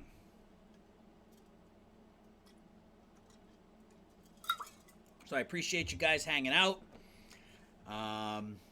Yeah, I stream every Sunday night here on the GM Games channel. But during the week, you can find me on the... Let's get to the Rule 4 draft. No, I'm not playing that long. You can find me right there at Around the World Sports. Yeah, he dropped our budget, $4 million. That's no good. I figured with the fan loyalty increasing to very good that we would have been able to bump our ticket prices. But, yeah, fans didn't like that. Because the fans didn't like that, he has dropped our budget. It's okay. We just need to win. We just need to win this year. Yeah, I'm not getting to the Rule 4 draft tonight. I'm going to end this stream when we either get to opening day or play through that opening day, and then I'm going to go lay down and watch TV for a couple hours, and then I'm going to go to bed because I'm old and I'm tired. Fans aren't that loyal, apparently. Yeah, apparently not. I just assumed that that because the fan interest, or not the fan interest, but again, I assumed that because our fan loyalty increased, that meant that people would buy tickets, but apparently that's not the case.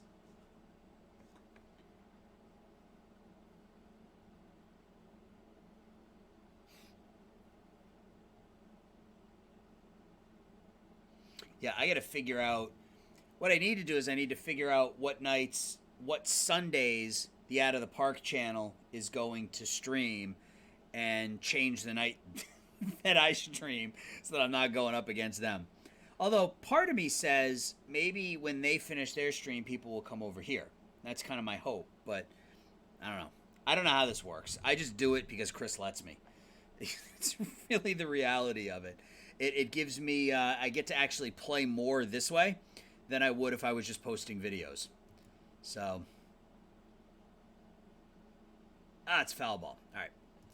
Player update, Israel Real. He was one of our international guys back in 2027. He got better. All right, so it's spring training time. So we're going to go to a 6-man, and I think we're going to pull Sanchez out because we know he's going to be a starter. And we're going to put Leiter and Horn in there and see how they do. And I'm going to let the AI set up the bullpen, come to the lineups. We're going to let the AI, we got to put Castro back on the injured list. Let the AI set up the lineups. Great, they're going to bat Drew Jones lead off. Stupid AI. Cotter.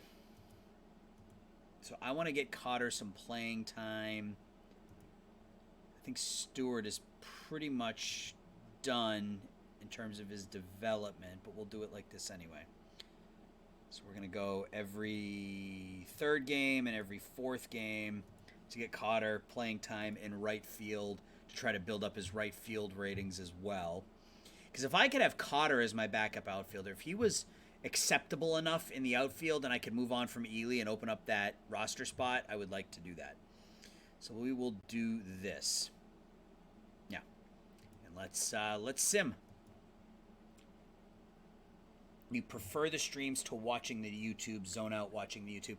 I watch YouTube pretty much all day while I'm working. Pretty much all day long. Two players almost collided. The Red Sox get swept. Yeah, I literally all day. I will sit. No, and I got to put Norman on the DL too.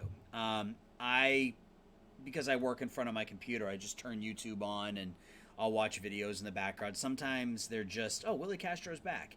Sometimes they're just like sounds, like forest sounds, just stuff to keep me relaxed. But other times it's Out of the Park Baseball. Other times it's music. It just, all depends on what I'm in the mood for that particular day. When I'm watching Twitch streams, that's when I zone out. I don't sit and like what you're doing. I don't remember the last time I just sat in somebody's stream for 3 hours. I can't. I don't have that kind of attention span. There's been a rough start to spring training for us. We're 6-7. I don't know if it's an attention span thing or if it's just I'm always trying to do like 4 things at once, and because of that, I just I never pay great attention to any one particular thing. I have YouTube on, usually music, but don't pay attention. Yeah, I mean that's the way I am. Like I said, I it might be. I might be listening to country music one day. It's the closest thing you have to friendship. It might be 80s music the next day. It all depends what I'm in the mood for. Man, the Padres are steamrolling the National League here in spring training. 16-3.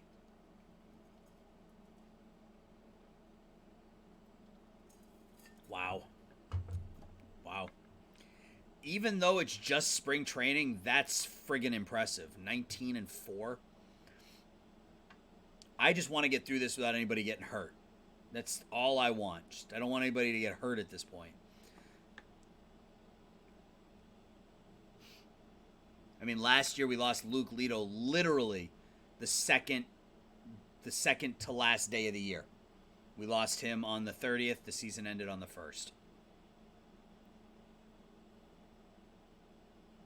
There's the Chris Bryant home run for the Giants. That's a weird thing to see right there. All right, so we get through spring training mostly unscathed. Carter Smith gets a little better. Sademon Parker gets a little better. Chad Horn gets worse, and that, again, because he went to see a guru. He got worse. Ben Guess got a little worse. But, again, tiny, tiny drops because we're on the 1 to 100 scale here. Wozniak got better. Serrano, who was the Rule 5 guy, got worse. I think we may just send him back. Ramirez, he's maintaining. We'll see how he does. Holcomb got worse. This is not good. This right here is not good at all. He has, you look at his scouting, I mean, everything has dropped since we traded for him. So it looks like we could be in the market for a shortstop yet again. Pennell got a little worse. I don't know, guys. Drew Jones got worse. Yeah, I don't know. This could be a challenging season for us. But we will play opening day, I think. It's only 9:04. So we have to go in and we have to set everything. So we have 31 players. We have 16, technically 15 pitchers because one of those pitchers is Luke Lito. So we got to send a couple players down. Pitching ratings.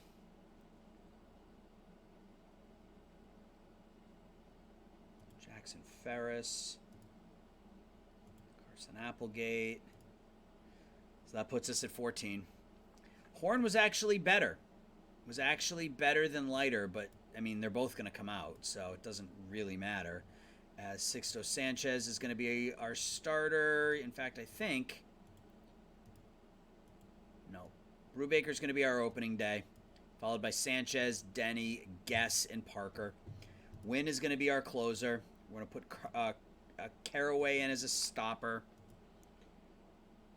Camarada will be set up. Carter Smith will be set up. Now, I tried that last year, and one of my setup men wasn't pitching very much. So we're going to... Wow, he looks good. Camarada is going to be our middle reliever, used more often. Hawes... No. Horn will be our other middle reliever, and then that makes Leiter and Hawes long relief. I don't want Lito as the emergency starting pitcher. I want Leiter. I think we run with that. So Wynn will be our closer. Caraway will be our stopper. Smith will be our setup. Camarada, Miles, and Horn will be middle relief with Camarada used more often. Hawes, Leiter, and Lito. Yeah. Now we got to send how many players down? One. We only have to send one batter down. Okay. I think it's going to be Serrano. We're just going to get rid of him. Yeah, this is a very underwhelming offseason. Very underwhelming offseason. All right, so Willie Castro is back in at second base. This is just garbage. I mean, he's still good defensively, but I don't know, man. That's really, really bad. His offense has just tanked. So we're going to have to keep an eye on that. We are going to have to keep an eye on shortstops. Nobody on the trading block right now. All right. Well, we'll keep an eye on shortstops, and that's certainly not going to be our lineup, so let's clear that. Batting ratings, we're going to... Lito's going to bat leadoff, and we'll kind of run it similar to last year. So Lito, Wozniak, Jose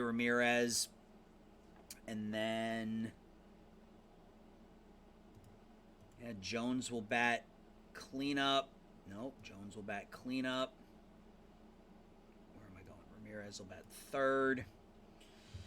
Our number 5 hitter.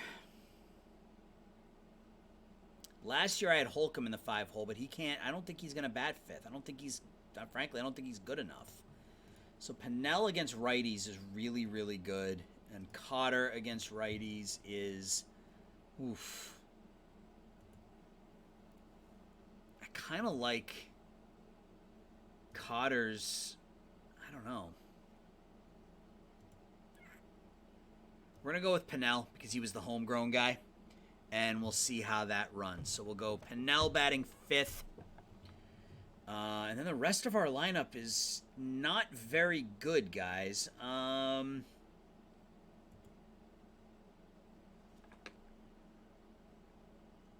It's not very good. Like, to the point where I'm thinking about starting Carter Young over Holcomb.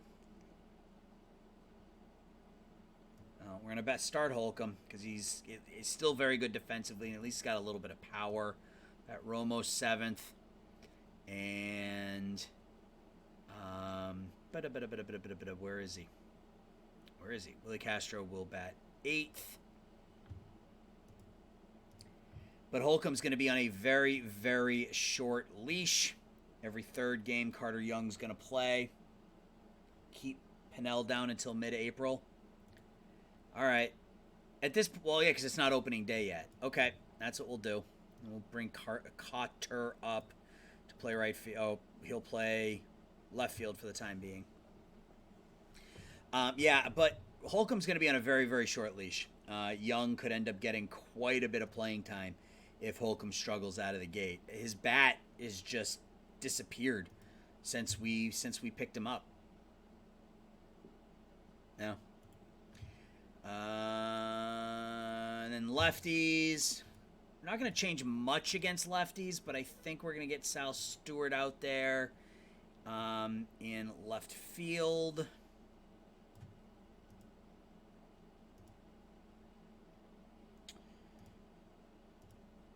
Castro, yeah, Castro's not going to start against lefties. I think we go.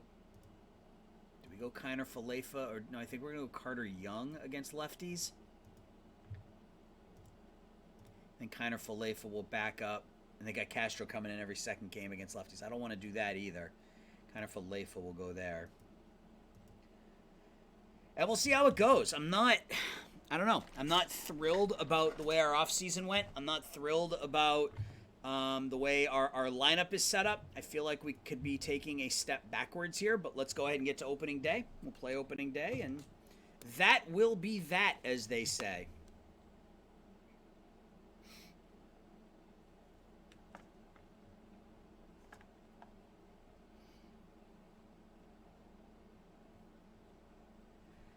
And I'm just about out of iced coffee, so perfect timing. I got a little bit of water left. Little bit of water left.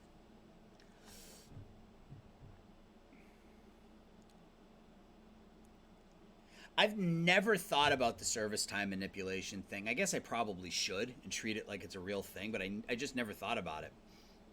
Never even crossed my mind.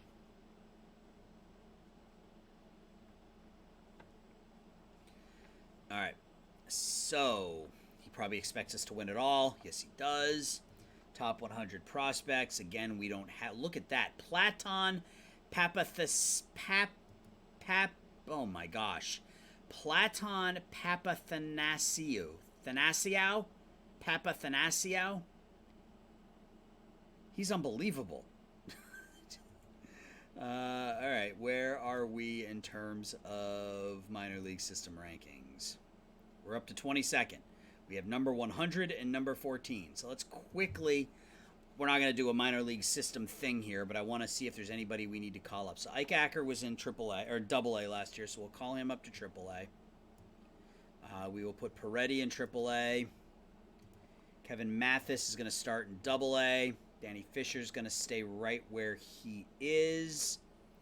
Messina is going to start where he is for now. Quintanilla is going to start where he is for now. And I think everybody else is just good where they are. Oh, Ferguson, he's 22, but his ratings aren't there yet. So I think we leave both of these guys here. Satterfield is coming along slowly, but I like him still. Hennon, we'll call Hennon up. Kyle Williams, he hasn't developed. I guess he can probably start here. So we'll do that, and then we'll let the AI fiddle around that. So we're going to be playing Arizona. In real life, you don't support it, but it's right. Yeah, I mean, these guys don't have feelings. It's a video game. Unfortunately, many people take that to mean the same thing in real life as well. But let's play this game against Arizona. Why my roster is over the limit? Oh, I have 27 players.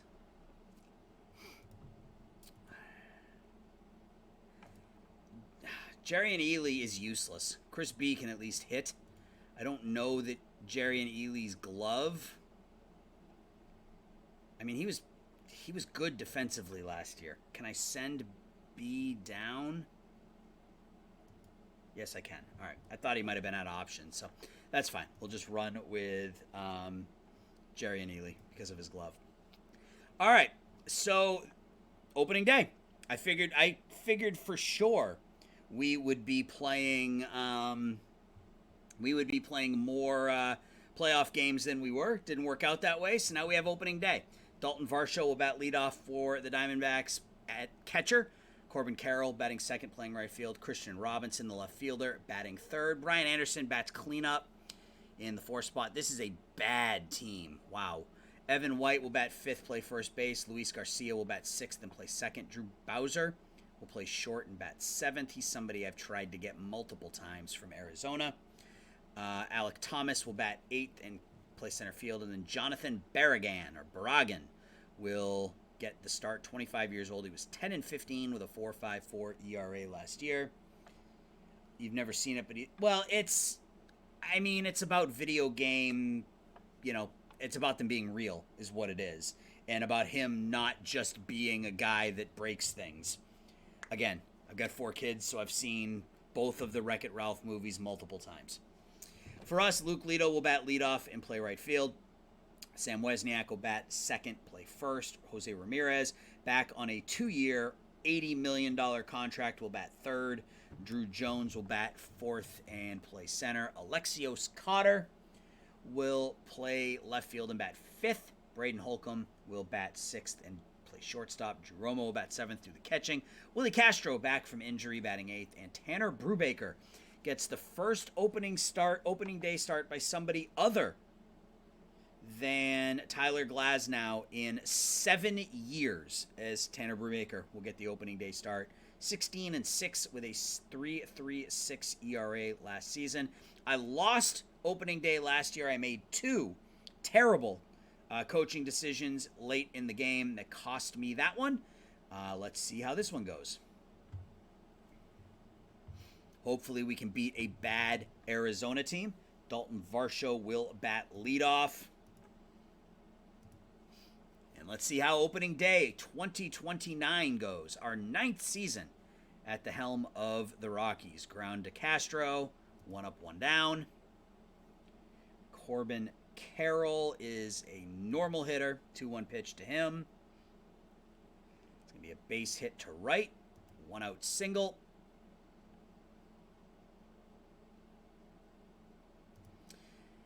And Christian Robinson, we're going to go into double play depth. 1-2 pitch to him. Strike 3. And Brian Anderson now. 1-2 pitch to him. Brubaker strikes out 2 in the first. A good start for him. Luke Lito will bat leadoff. And base hit up the middle. What I need to make me feel good about the offseason and the fact that we lost in the playoffs is like a 15-0 opening day win. I just want to hammer the ball here on opening day. Here comes Sam Wesniak, and he's going to ground into a 4. Oh, an error. E4. All right, so we get the first 2 on. Nobody out here in the first. Jose Ramirez. Base hit to left. Glad we brought him back. So the first 3 batters have reached here in the first. Drew Jones steps in. Don't strike out. Cotter now. Yeah. Yeah. Braden Holcomb. Oh, hell. All right.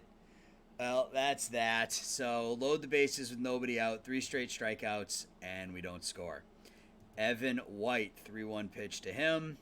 He draws a leadoff walk. Garcia strikes out.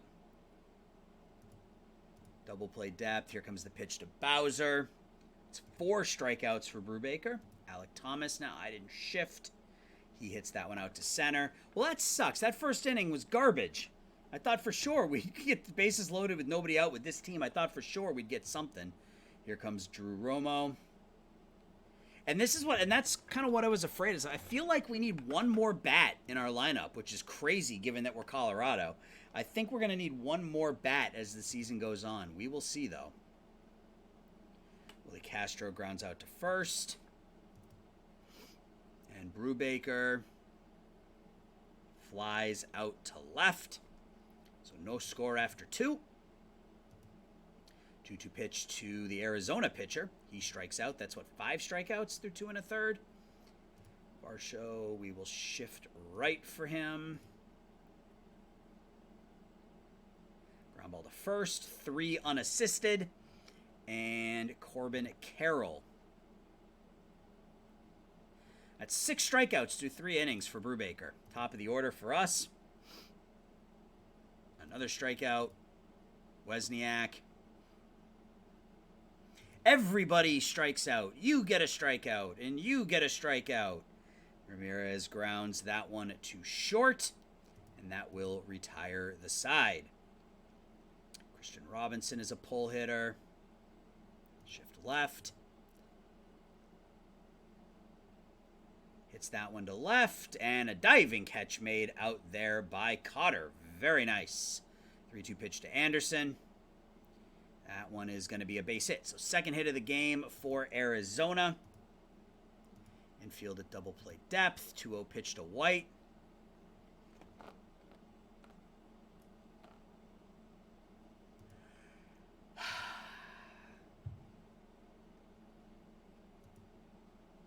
Yep. There's a walk to Garcia. And here comes Bowser. Hit out to right. The catch is made out there. And Alec Thomas now. 0-1 pitch. And he's caught stealing. So Arizona takes 2-0 lead. Drew Jones is just going to keep striking out. He struck out in like his last 6 plate appearances if you go back to the playoff game. Here comes Cotter. Hits that one out to left center field. Catch is going to be made out there. And Holcomb now. And we go down in order again. Oh, then they make another error. Okay, so they've made 2 errors. We get a 2-out base runner. And that brings up Drew Romo. Romo hits that one out to left. That's going to be the end of the inning. So we're through 4. We're down 2-0. And it's yeah. There's a strikeout. Brubaker's 7th of the game. Here comes Barragan. Grounder to short. 2 up, 2 down. And Varsho now. 1-1 pitch to him. Okay, it's going to be caught out there by Lito. So Brubaker hasn't pitched bad. 5 innings, 3 hits, 2 runs. But the offense just can't get anything going. Castro walks. We are going to bunt. And, of course, here comes Lito. So we get 2 on and 1 out now for Wozniak. 5-3. So we're going to have 2 in scoring position with 2 outs for Jose Ramirez. He draws a walk. And now Drew Jones has to do something other than strike out. That's a grand slam. That's something other than strike out. Thank you. Thank you, Drew Jones. That's something other than strike out. It's not quite playoffs, but it's an opening day grand slam. I will take it. And here comes Cotter. And he strikes out. All right, so we go to the 6th. We are now winning. Let's see if we can hold on. Leadoff single, which is exactly what you want to do when your team gives you 4 runs, is immediately give up a hit to the first batter you face. Ground ball to the pitcher, 1 to 6. And we will double play depth. Robinson steals second. Anderson, we're going to take him out of double play depth now. Ground ball to third. 5-3 ground out. And Evan White. Can we get Brubaker through 6?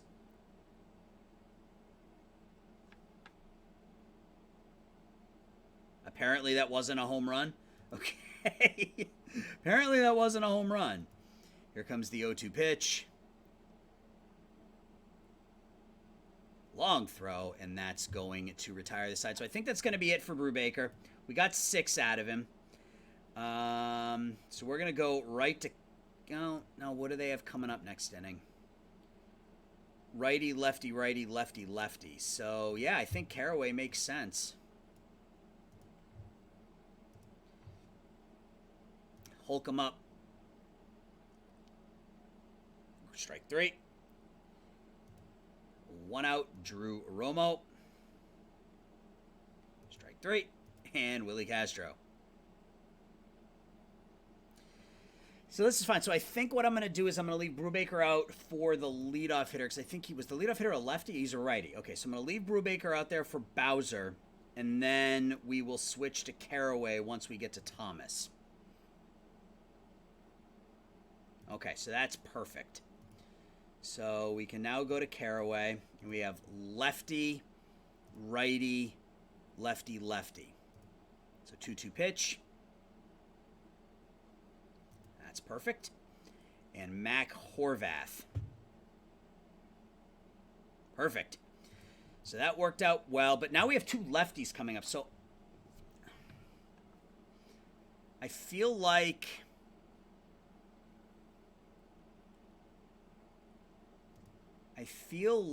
no, I don't want to bring Carraway back out, although it's 2 lefties. I feel like letting Carraway bat here is the right move, to have him face the 2 lefties at the top of the next inning. So that's what I'm going to do. Whether it's right or not, that's what I'm going to do.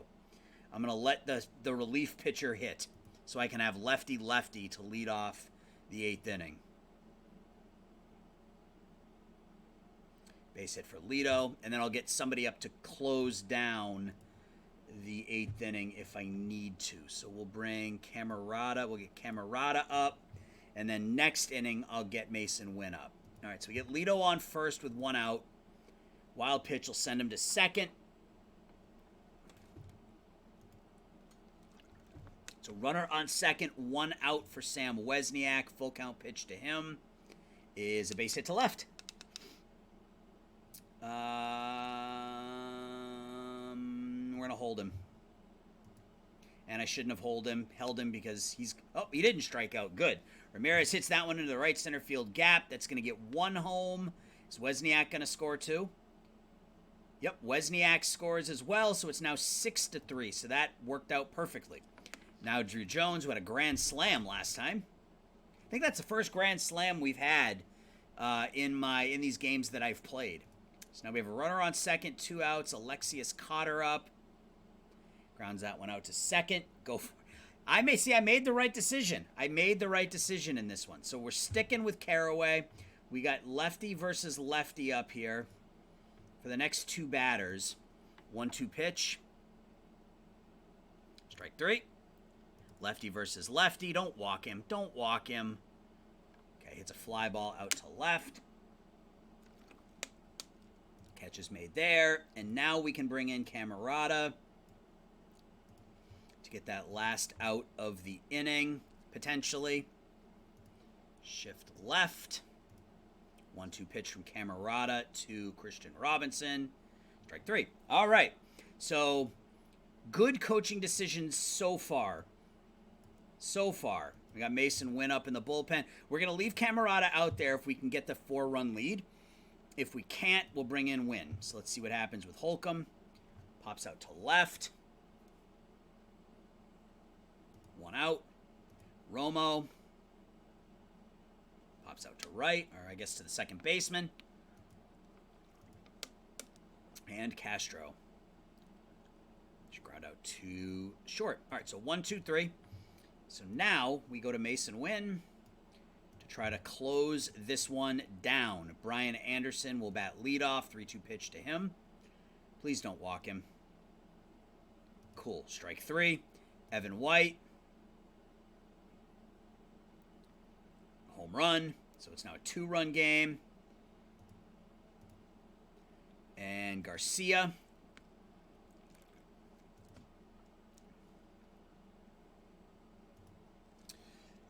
Guard the lines. Pass ball, runner to second. Yeah. 3-2 pitch to Bowser. Grounded to short. That's 2 outs. And Alec Thomas now. We're going to guard the lines again. And the outfield is going to play deep because I don't want anything to get over my head. 2-2 pitch. All right. So we did it. We won opening day. We got a little achievement there because that was our first Grand Slam. We couldn't stop Evan White. 3 for 3 with 4 RBIs. He hit 2 home runs on opening day. Drew Jones hit a Grand Slam. Jose Ramirez, 2 hits, 2 RBIs. Lito, 2 hits, 2 runs scored. Brubaker gets the win. 6 1/3 innings, 5 hits, 3 runs, 2 walks, 8 strikeouts. Caraway pitched an inning and a third. Faced 4 batters. 3 of them were left-handed. He struck all of them out. Camarada closed out the 8th. Wynn struggled a bit in the 9th, but still, I guess he gave up the home run. That was it. So 11, 12, 14 strikeouts for us on opening day. We improved to 1-0 on the season. So let's just look at the preseason predictions real quick because we didn't do that before. We're predicted to win 105 games this year. I don't see it. I feel like we took a step backwards this year, but I certainly wouldn't complain if we won 105 games. So we have 3 offensive players on here: Wesniak, Lito, and Ramirez. We've got Brubaker. So this sets us up to a good start. We get a win from Brubaker. We now have Sixto Sanchez, who's going to be going in Game 2, followed by Jim Denny in Game 3. Ben Guest, Game 4, and then Sademan Parker will be our number 5. I'm happy with our starting rotation since we picked up Sanchez. Unless I happen to play a good team. Yeah, there's that. I mean, if we look at, who was it? It was San Diego went like 21-5 or something like that in the in spring training. They still have Mitch Keller, who's 33 years old, starting to decline a little bit, but he's still really good. Yamaoka's still pretty good. He's getting up there in age too, though. Mackenzie Gore's not very good. Ryan Weathers is not very good. And Carlos Guarate is not very good. Well, I guess Jagger Haynes is their 4th starter. So, our pitching staff, I think, is better than theirs. I think offensively it could be a toss-up.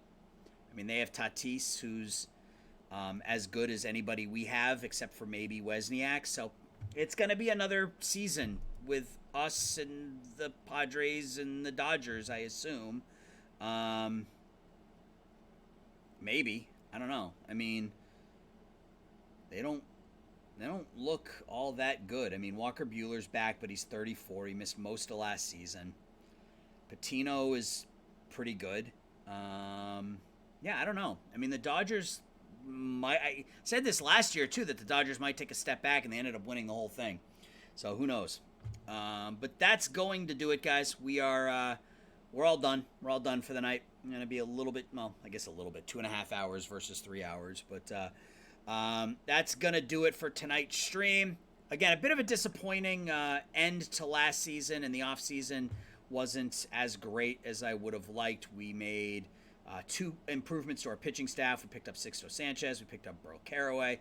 Brought back Jose Ramirez, and that was really it. We're going to try to run it back with the offensive team that we have. I could see us needing a bat down the stretch, and that could be a middle infield bat. So that's something that I will certainly keep an eye on over the course of the rest of the season as we definitely, I think you're going to need someone who can hit and play shortstop and or second base for us. So that's something we'll keep an eye on. But that will be Wednesday that video comes out. And then next Sunday, I am anticipating another live stream. So Random Task Man, as always, thanks for keeping me company tonight. This would have been a really long 2.5 hours if you weren't here tonight. So I appreciate it, man. And I appreciate your support. And we'll talk to everybody soon. Have a good night.